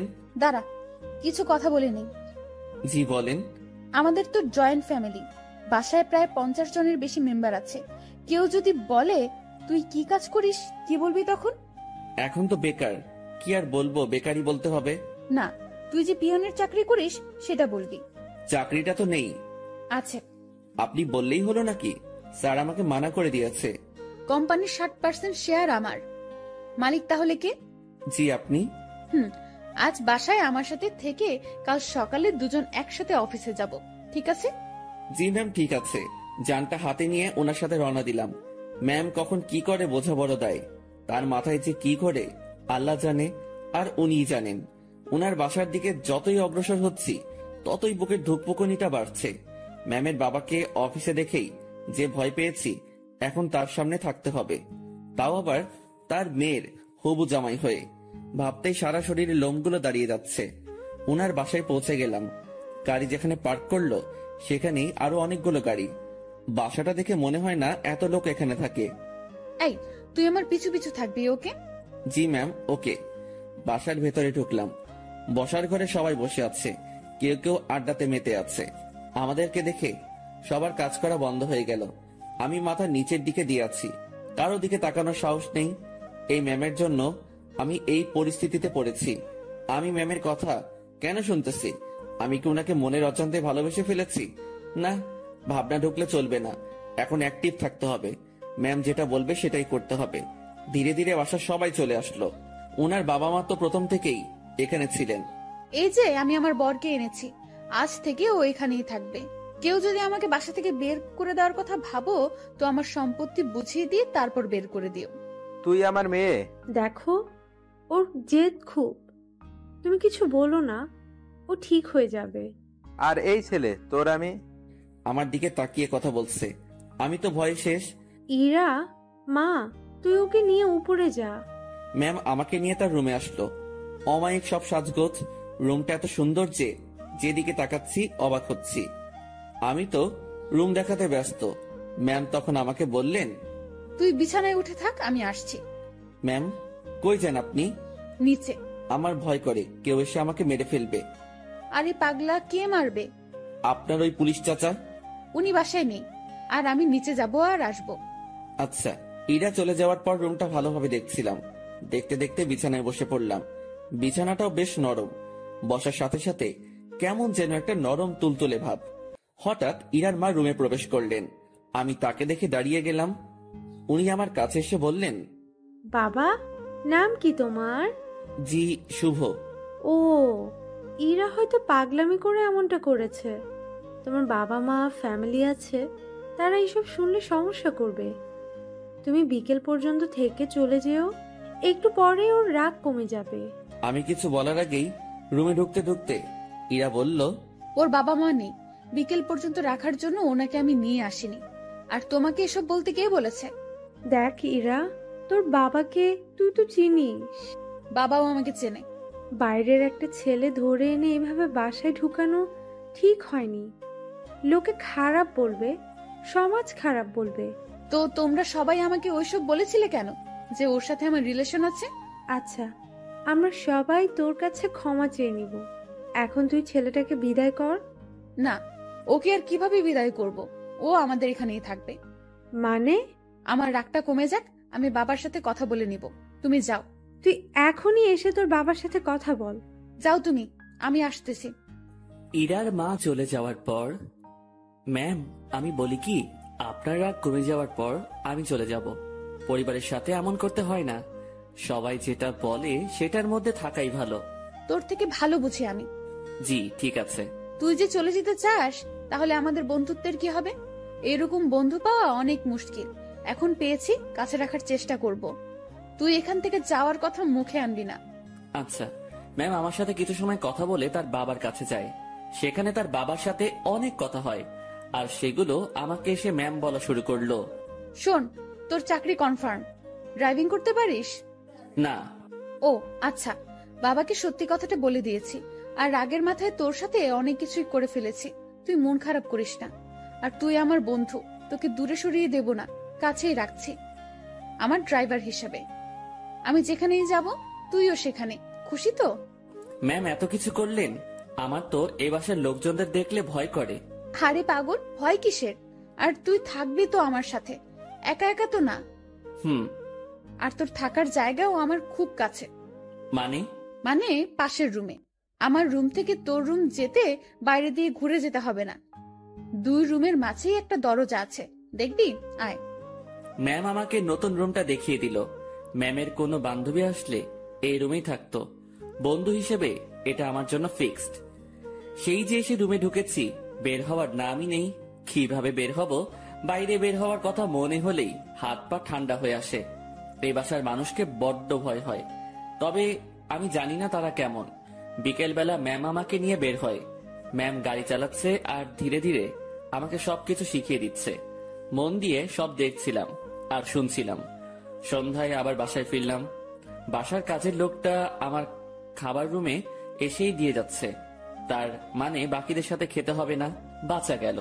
ম্যাম তার রুমে বসে অফিসের কাজ করছে, আর আমি আমার রুমে বসে কোনো কাজ নেই, একবার রুমের এপাশ থেকে ওপাশে যাচ্ছি, কখন আবার রুমের জানালা খুলে দিয়ে দাঁড়িয়ে থাকি। আমার তো আবার প্রকৃতি দেখার অভ্যাস। আর একটু রাত হলো, এবার নজর গেল নিজের ব্যাগের দিকে। ব্যাগ থেকে কাপড় এখনো বের করা হয়নি। বিছানায় ব্যাগ নিয়ে গিয়ে কাপড় বের করছিলাম, আর তখনই সেই সকালের কথা মনে পড়ে গেল।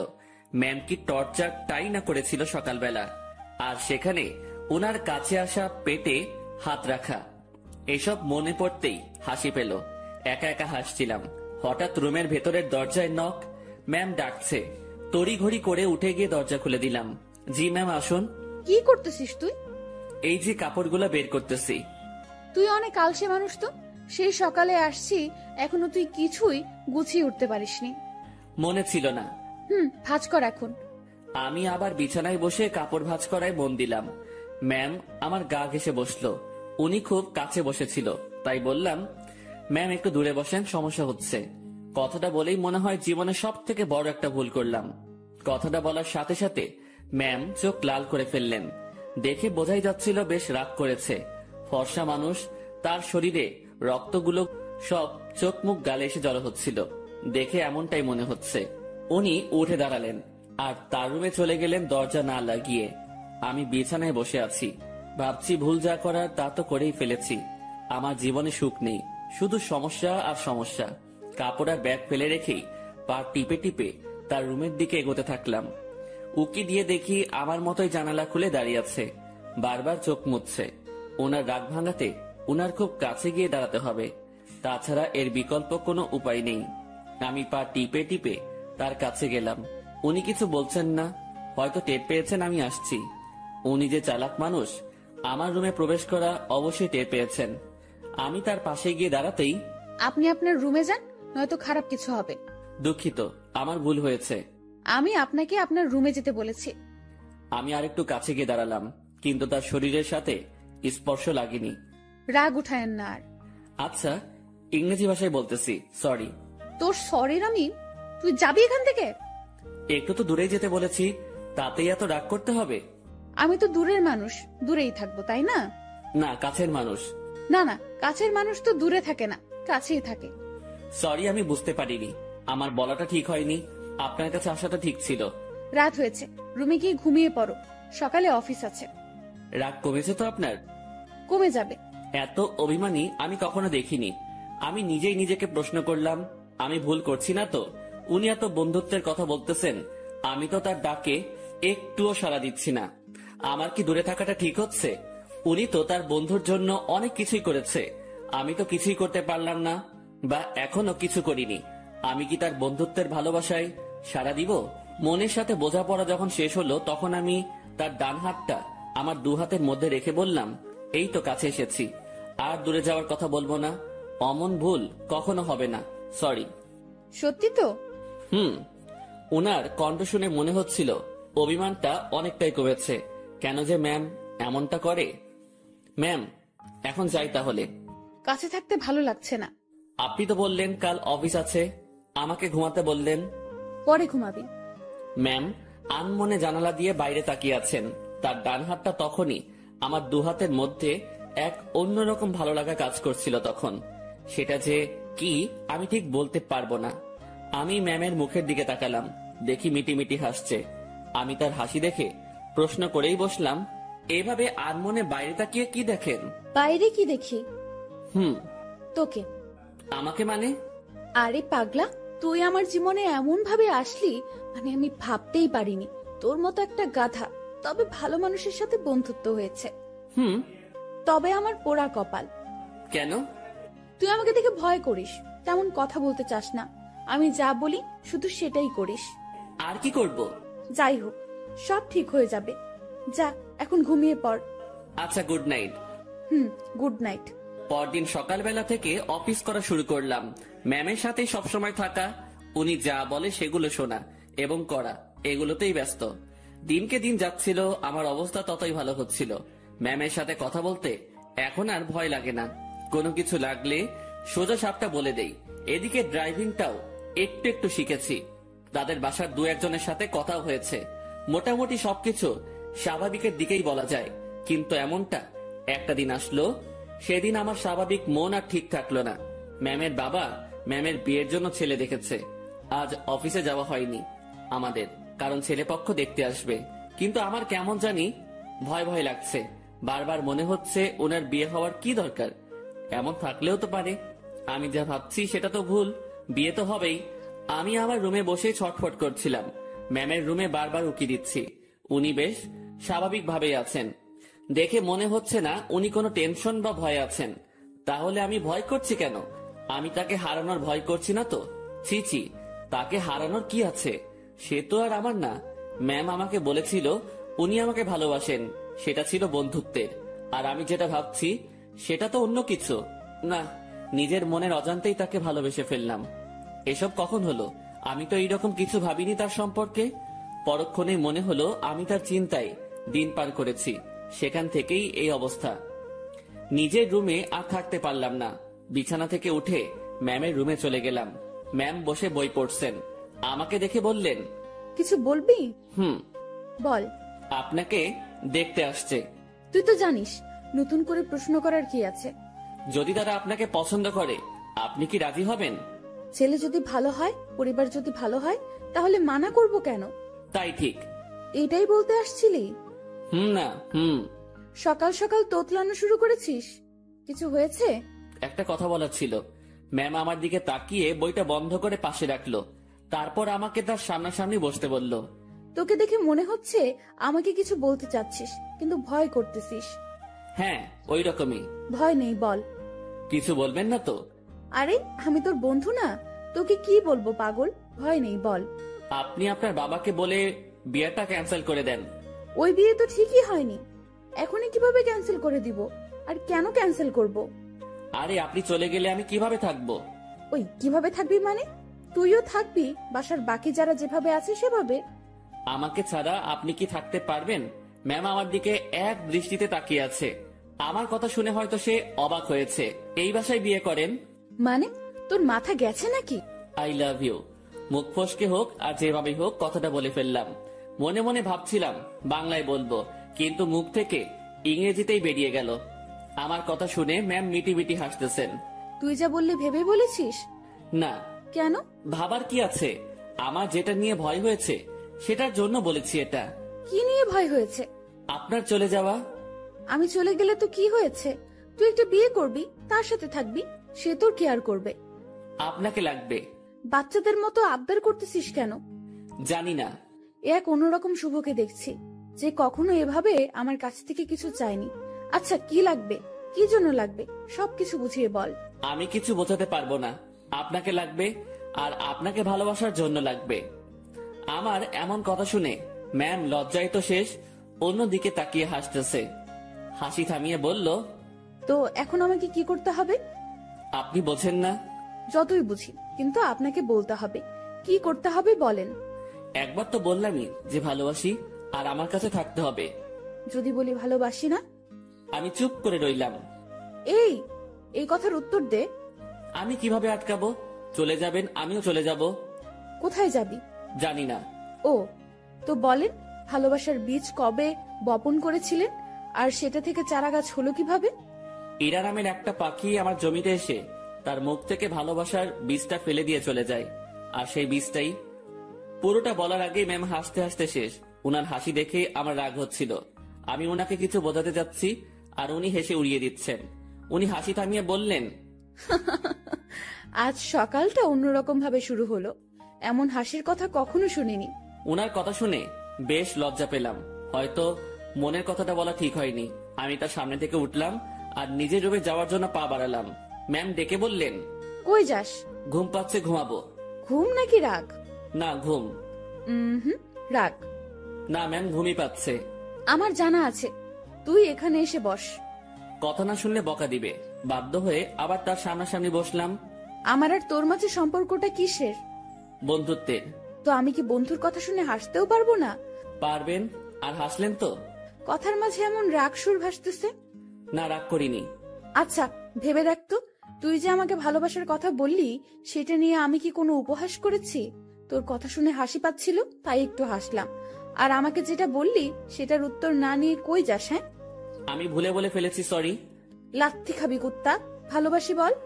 আপনি হাসবেন তাই বলবো না, আমার ভালোবাসার দাম আছে। ওরে বাবা, একটু হাসছি তাই কত রাগ। তো শুনি, আপনার ভালোবাসার দাম কত? সেটা আপনার না জানলেও হবে। আপনি বই পড়েন, আমি গেলাম। আমি চলে যাচ্ছিলাম, উনি আমার হাত ধরে ফেললেন। কেমন কান্না কান্না কণ্ঠে বললেন, ওই পাগল, আমি তোমার ভালোবাসা নিয়ে উপহাস করিনি তো। আপনি যে হাসলেন। না পাগল। ইরা আমাকে জড়িয়ে ধরে কান্না শুরু করলো আর অভিমানী কণ্ঠে বলল, প্রত্যেকটা গল্পে আমি তোমাকে প্রপোজ করি, তুমি কি করো? তুমি চুপ থাকো, তোমার জন্য ওয়েট করতে হয় আমার। এই গল্পেও তুমি অনেকটা লেট করেছো। আমার কি অপেক্ষা করে থাকতে কষ্ট হয় না? তুমি আমার জন্য কিছুই করো না, আর করতেও হবে না। শুধু ভালোবাসলেই চলবে। আর হ্যাঁ, রাগ দেখাও কেন আমাকে? রাগ শুধু তোমারই আছে, আমার নেই।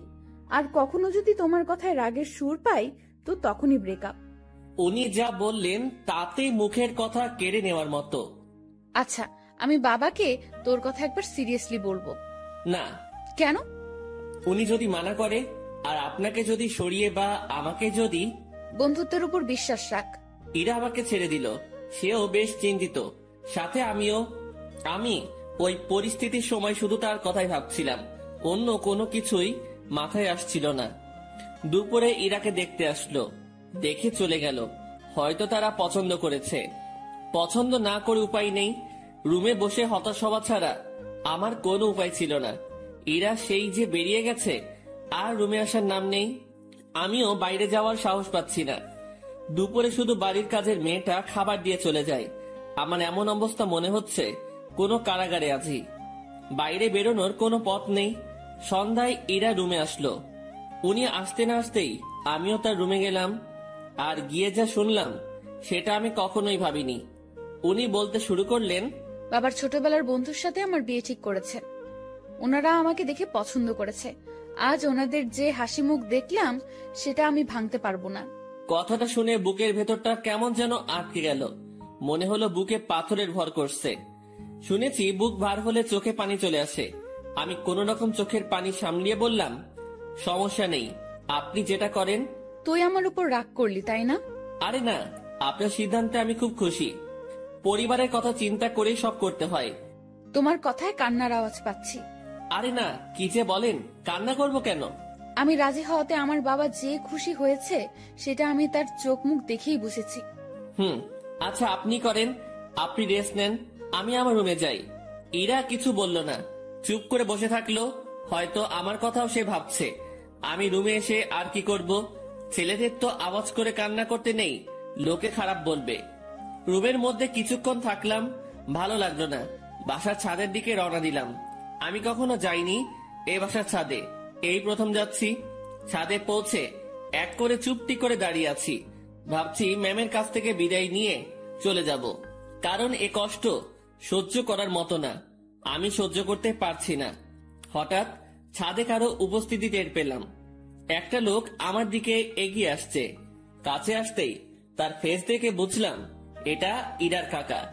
এই শীতে এত রাতে ছাদে কি করিস? না মানে এমনি বাতাস খেতে আসছিলাম একটু। কি এই শীতে বাতাস? রুমে বসে ভালো লাগছিল না, তাই আর কি। বেশ চালাক তুই। ভাবছি কি চালাকি করলাম। আমার কথা সোজা উত্তর দিবি। জি স্যার। ইরাকে ভালোবাসিস? কি বলবো বা কি বলা উচিত? সত্যিটা কি বলবো? আবার আমার কোনো বিপদ আসবে না তো? সত্যিটাই বলবো, যা হবার হবে।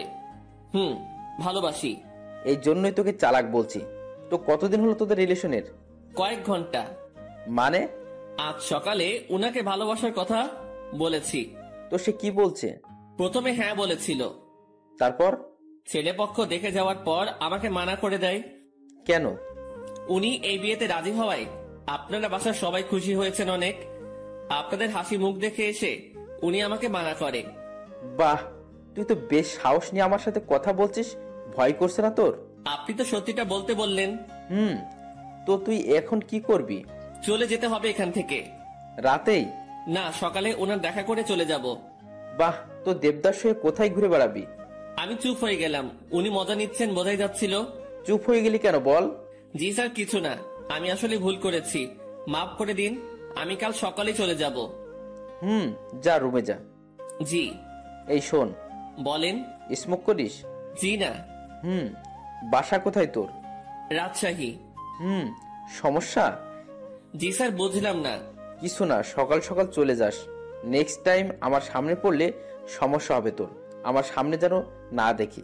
জি স্যার, আর দেখবেন না আমাকে। রুমে আসলাম, তার সাথে কথা বলতে ভয় তো করছিলই না, মনে হচ্ছিল আরো কিছু সময় কথা বলি। তারপর ভাবলাম আমার সাথে তার যে কথাটা হয়েছে এটা ম্যামকে জানানো দরকার। চলে গেলাম তার কাছে, যেসব কথা হয়েছে সব বলে আবার নিজের রুমে আসলাম। কিছু সময় পর মনে হলো আসল কথাটা, মানে আমি যে কাল চলে যাব এটা বলাই হয়নি। আবার ঢুকলাম তার রুমে, আর ঢুকতেই চোখ কোনো কিছুতে আটকে গেল। উনি ড্রেস চেঞ্জ করছিলেন, যা দেখার আমার চোখ দেখে ফেলেছে, আমার কোনো দোষ নেই। আমি নিজেই অন্যদিকে ঘুরে রুমে চলে আসবো, তখনই উনি বললেন, এই দাঁড়া। ম্যাম আমি কিছু দেখিনি। কিছু দেখা না দেখার কথা আমি বলিনি, কি বলতে আসছিলি সেটা বল। আমি কাল সকালে চলে যাচ্ছি। আরে অন্যদিকে ঘুরে আছিস কেন? আমার শরীরে পোশাক আছে, এখন এইদিকে তাকা। ঘুরে তার দিকে তাকালাম, এখন সব ঠিকঠাক আছে। কি যেন বলতেছিলি? এত জায়গা থাকতে রুমে ড্রেস চেঞ্জ করতে হবে কেন? এইটা বলতে আসছিলি? না। তুই বলবি নাকি মাইক শুরু করব? বলছি আমি কাল সকালে চলে যাচ্ছি। কোথায়? আমার গ্রামের বাড়ি। কেন? আমি এখানে থাকতে পারছি না, দম বন্ধ হয়ে আসছে। এতদিন তো দম বন্ধ হয়নি, আজ হচ্ছে কেন? দেখেন, ভালোবাসার মানুষটি চোখের সামনে থেকে এভাবে হারিয়ে যাবে, আমি এটা দেখতে পারবো না। তুই যদি যাস ব্রেকআপ করে তারপর চলে যাবি। ঠিক আছে, ব্রেকআপ। যা বলার বলে এসে কম্বল মুড়ি দিয়ে শুয়ে পড়লাম। ওনার কথা ভাবতে ভাবতে চোখের পাতাটা বন্ধ হয়ে গেল। রাত তখন কত হয়েছে আমি জানি না। আমার কম্বলের নিচে কাউকে অনুভব করলাম, কেউ একজন এখানে এসে শুয়ে আছে। নিজের ঘুম ভাঙাতে চোখ খুললাম, কম্বলটা মাথার উপর থেকে সরিয়ে দেখি ইরা আমার পাশে শুয়ে আছে। আমি উঠে বসাতে ফেল করে আমার দিকে তাকিয়ে আছে। উনাকে দেখে অবাক হয়ে যাই আমি। কয়েকদিন পরে যার বিয়ে, সে আমার রুমে আমার সাথে একই বিছানায় এসে শুয়ে আছে। এর মতলবটা কি? যেমন ছিলি তেমন করে শুয়ে থাক। আপনি এখানে কি করেন? দেখছিস না শুয়ে আছি। আপনার রুমে যান, এখানে কি? এটাও আমার রুম। এভাবে এত কাছে আসা ঠিক না। কোনটা ঠিক তোকে বলতে বলছি আমি? যেমনটা ঘুমিয়েছিলি তেমনটাই ঘুমিয়ে থাক। শোনেন, আপনি আমাকে কিছু বলতে দিল না। উনি উঠে আমার মুখ চেপে ধরলো, তারপর শুয়ে দিয়ে উনি আমার পেটের উপর বসে কম্বলটা আমার মাথার পেছনে গুজে দিল। তারপর তার ফোনের লাইট অন করে সাইডে রাখলো। ম্যাম তার পা দুটো ভাঁজ করে ভালোভাবে আমার পেটের উপর বসলো, তারপর তার হাত দুটো গালে রাখলো।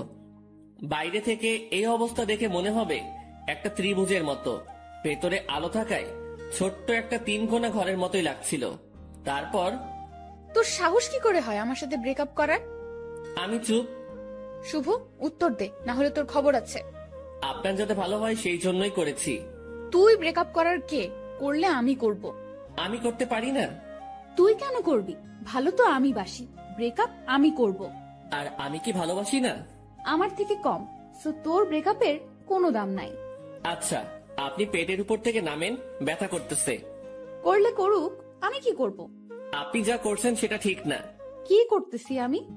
এই যে এইভাবে বসে আছেন, আবার তোকে জ্ঞান দিতে বলেছি আমি। জি না।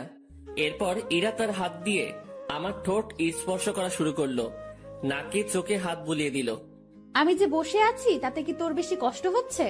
না, কিন্তু এইরকম ভাবে হাত দিচ্ছেন এটা ভালো লাগছে না। I love you. নতুন বরকে বইলেন, কথাটা বলার সাথে সাথে গালে চর বসিয়ে দিল। আই লাভ ইউ টু বল, নয়তো আরো মারবো। টুট টুট টুট। কিসের টুটু? পুরোটা বল। ভালোবাসি আমিও। ওয়াও, খুব বলেছেন। চলো এখন রোম্যান্স করি। ম্যাম ওয়েট, কিসের রোম্যান্স? আমি তো আপনার বর না, এগুলো ঠিক হবে না। আপনি আপনার রুমে যান। আহারে, আমি তো রোম্যান্স করবই, সে বিয়ে হোক আর না হোক। ম্যাম, কি? ছেড়ে দেন না। ওলে, খুব ভয় লাগছে তোমার? ইরা বসা থেকে এবার আমার পুরো শরীরের উপর শুয়ে পড়লো। ভয়ে বুকের মধ্যে দুরুম দারুম শব্দ হচ্ছে। ইরা এবার আমার বুকের উপর হাত রেখে তাতে তার থুতনি রাখলো, আর বোকা বোকা গলায় বলল, ভয় নেই, এই যে তোমার কাঁধ থেকে মাথা পর্যন্ত আজ আমি এইটুকুতে আমি যা ইচ্ছা করব। ওনাকে আর থামাতে পারলাম না। ভেতরে ফোনের লাইট নিভিয়ে দিয়ে আমার ঘাড়ে আর গলায় তার ঠোঁটের স্পর্শ দেওয়া শুরু করলো। তার খোলা চুলগুলো আমার দিকে হেলেছিল, আর উনি তো তার কাজ করেই যাচ্ছেন। কিছু সময় পর, আমি তোমার বুকে এখন ঘুমাবো, সকালে আমাকে ডেকে দিও। আমি কিছু করতে পারি না। তুমি আবার করবা?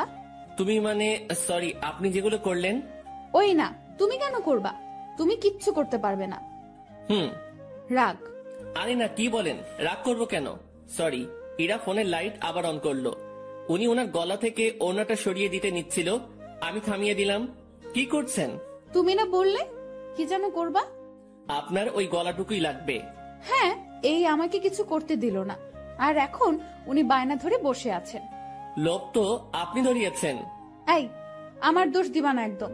লোভ সামলাতে পারো না তুমি? এই যে গলাটুকুই শুধু, এর নিচে আসলে মায়ের ওকে। আচ্ছা। কি মানুষ রে বাবা, নাও করে না। আমি উঠে বসে ওনার গলায় আমার ঠোঁটের স্পর্শ দিতে লাগলাম। ইরার মতো আমি বেশি সময় নিলাম না, একটু পরে বললাম, রুমে গিয়ে ঘুমিয়ে পড়ো। এটা আমার রুম। এখানেই থাকবে? হ্যাঁ। দুজন একে অপরের দিকে তাকিয়ে আছি। তাকিয়ে থাকতে থাকতে দুজনই কান্না করে দেই। ইরা আমাকে বলল, এই তুমি কান্না করতেছো কেন? এভাবে কখনো তো পাবো না। ধুর, পাগলকে বলে পাবে না। তুমি তো চলেই যাবে। আমি থাকার চেষ্টা করব। আর তুমি কান্না করতেছো কেন? বলা যাবে না। বলো না। পাগলটাকে অনেক ভালোবেসে ফেলেছি। ইরার আমার কপালের সাথে তার কপাল ঠেকালো। ওর চোখের পানি আমার মুখের উপর পড়ছে। অনেক কান্না হয়েছে। থামো। এখানে থাকবো না, করো না প্লিজ। আচ্ছা থাকো। তোমার বুকের উপর ঘুমাবো। রাগ করবে না তো? না। ইরা আমার গালের সাথে গাল লাগিয়ে শুয়ে পড়লো। দুজন ভোরে উঠবো, উঠে হাঁটতে বের হব। তোমার কাকা আমাকে চলে যেতে বলেছে সকালে। ওনার সাথেই বের হব। কি? তোমাকে কিছু ভাবতে হবে না। উনি আমাকে দেখলে গুলি করবে। আমি যদি বলি জামাই বলে ডাকবে। মানে? তুমি যে বললা ওনার সাথে কথা বলছো। উনি আবার আমাকে কল করেছিল, আমি সব সত্যিই বলেছি। তারপর উনি কি বললো জানো? কি বললো? আমাদের বিয়ের দায়িত্ব উনি নিয়েছেন, সব উনি সামলাবেন।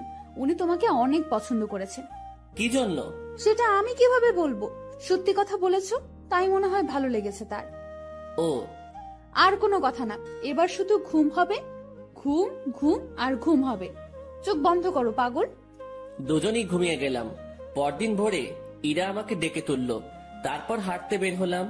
পথে সত্যি সত্যি ইরার কাকার সাথে দেখা হলো। উনি আমাদেরকে দেখে মুচকি হাসলেন, কিন্তু কিছু বললেন না। এই চলো জগিং করি। ভুঁড়ি হতে দেওয়া যাবে না, ভুঁড়িওয়ালা বর আমার পছন্দ না। ওনার কথা শুনে মুচকি হাসা ছাড়া উপায় নেই। সকালে সব কাজ শেষে অফিসে আসলাম দুজন। অফিসের কেউ এ ব্যাপারে কিছু জানে না, তাই কোনো সমালোচনাও হয়নি। এসব বিষয় জানলে কেউ না কেউ আমাকে জিজ্ঞাসা করতই। দুপুরের পর এক শার্ট প্যান্ট কোট পরা ভদ্রলোক ইরা রুমে ঢুকলো। লোকটিকে দেখে কেমন যেন সন্দেহ হচ্ছিল আমার। কিছু সময় পর ইরা আমাকে ডাকলো। যাক, সন্দেহ এবার দূর হবে। রুমে ঢুকে দেখি ম্যাম বেশ রাগান্বিত। জি ম্যাম, বলেন। এই যে এটাই আমার পাগল, দেখে নিন। আমি মনে মনে ভাবছি, হ্যাঁ, ম্যামের লাজ লজ্জা কিচ্ছু নেই, এইভাবে কেউ পরিচয় করিয়ে দেয়। তো কিছু বলবেন আর? এরকম একটা ছেলেকে আপনার পছন্দ? ওর কিছু আছে? দেখতে তো কেমন জানি লাগে। ওই আমার পাগলের মধ্যে কি আছে না আছে আমি জানি, আপনাকে বুঝতে হবে না। আপনি আসতে পারেন।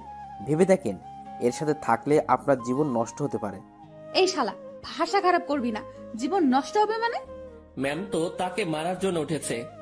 এতক্ষণে বুঝলাম এই লোকটাই ম্যামকে দেখতে আসছিল। ম্যাম যেভাবে মারার জন্য দাঁড়িয়েছে, লোকটি ভয়ে চেয়ার উল্টে পড়ে যায়। ম্যামকে থামিয়ে আমি উনাকে টেনে তুললাম। দেখছিস আমার পাগলের মধ্যে কি আছে? সে চলে গেল। ম্যাম, এইভাবে কেউ ভয় দেখায়? আরে ভাই বলিস না, মাথাটাই খারাপ করে দিছে। আমি কত বুঝালাম, বুঝলোই না। আমি বাইরে চলে আসছি। ম্যাম তখন পেছন থেকে ডাকলো, ওই আমার পাগল। জি ম্যাম, বলেন। উনি মুচকি হেসে বললেন, কিছু ফাইল কপি করতে হবে, একটু সাহায্য করবেন? আমি করে দিচ্ছি। আরে আমার রুমের মেশিনে কালি নেই, তুমি ম্যানেজারের রুম থেকে বের করে নিয়ে আসো। আচ্ছা। ইরা ফাইলগুলো আমার হাতে দিল। উনিও ফাইলটা ধরে আছেন, আমিও এক পাশে ধরে আছি। উনি ছাড়ছেন না। রাগ করলে নাকি আবার? ছি না ম্যাম, রাগ করবো কেন? এই যে কাজ করাচ্ছি। এটা তো আমারই কাজ। তোমাকে দিয়ে কাজ করাতে ইচ্ছে করে না গো। আমার কাজ করতে ইচ্ছে করে। স্যার যান, এখন এগুলো কপি করে নিয়ে আসেন। আর হ্যাঁ, আজ বাসায় ফিরতে রাত হবে, সন্ধ্যায় বাইরে গিয়ে খেয়ে এসে আবার কাজ শুরু করব, ঠিক আছে? আচ্ছা ঠিক আছে, সন্ধ্যায় দুজন বাইরে গিয়ে খেয়ে আসি, তারপর আবার কাজ শুরু। বিকেল থেকেই আমি ম্যামের রুমে বসে ওনার কাজ দেখছি মনোযোগ দিয়ে, মাঝে মাঝে কথা হচ্ছে। কাজ শেষের দিকে ম্যাম তখন বলল, আজ কি করব জানো? কি করবেন? এই যে তুমি করে বলো। কি করবা? এক জগ চা বানিয়ে দুজন রাত 10টার পর ছাদে যাব। কেন? গল্প করব। এই ঠান্ডায় ছাদে? রুমেই তো ভালো। আরে না, ছাদে আগুনের ব্যবস্থা করব। তুমি আমি পাশাপাশি বসে চা পান করব আর গল্প করব। আর স্যার, মানে আপনার বাবা যদি দেখে? ও পাগল রে পাগল, কাকা তো বাবাকে সব বলে দিয়েছে। বাবা আবার তার বন্ধুকে মানা করে দিয়েছে, আর সেই জন্যই ছেলেটি আমার কাছে আসছে রিকোয়েস্ট করার জন্য, যাতে আমি মানা না করি। তারপর তোমার কথা বললাম, তোমাকে দেখালাম। ও এই ব্যাপার? জি, এখন বাসায় সব চলবে। সব চলবে মানে? বাসায় চলো, বাসায় গিয়েই বুঝাবো নি, ঠিক আছে পাগল? কাজ শেষে আমরা বাসায় আসলাম। প্রতিদিনের মতো আজ আমাকে আর একা খেতে হলো না, সবার সাথে বসে খাচ্ছি। বেশ ভয় নিয়েই টেবিলে বসে আছি। ধীরে ধীরে সবার সাথে পরিচিতি হলাম। খাওয়া শেষে ইরার বাবা আমাকে ডেকে বাইরে নিয়ে গেলেন। দেখো, বাসার সবাই তোমাকে মেনে নিচ্ছে, শুধু আমি বাদে। এর পেছনে কারণও আছে। তুমি সামান্য একটা মানুষ, কত বড় ফ্যামিলির দিকে হাত বাড়িয়েছো সেটা খেয়াল করেছো?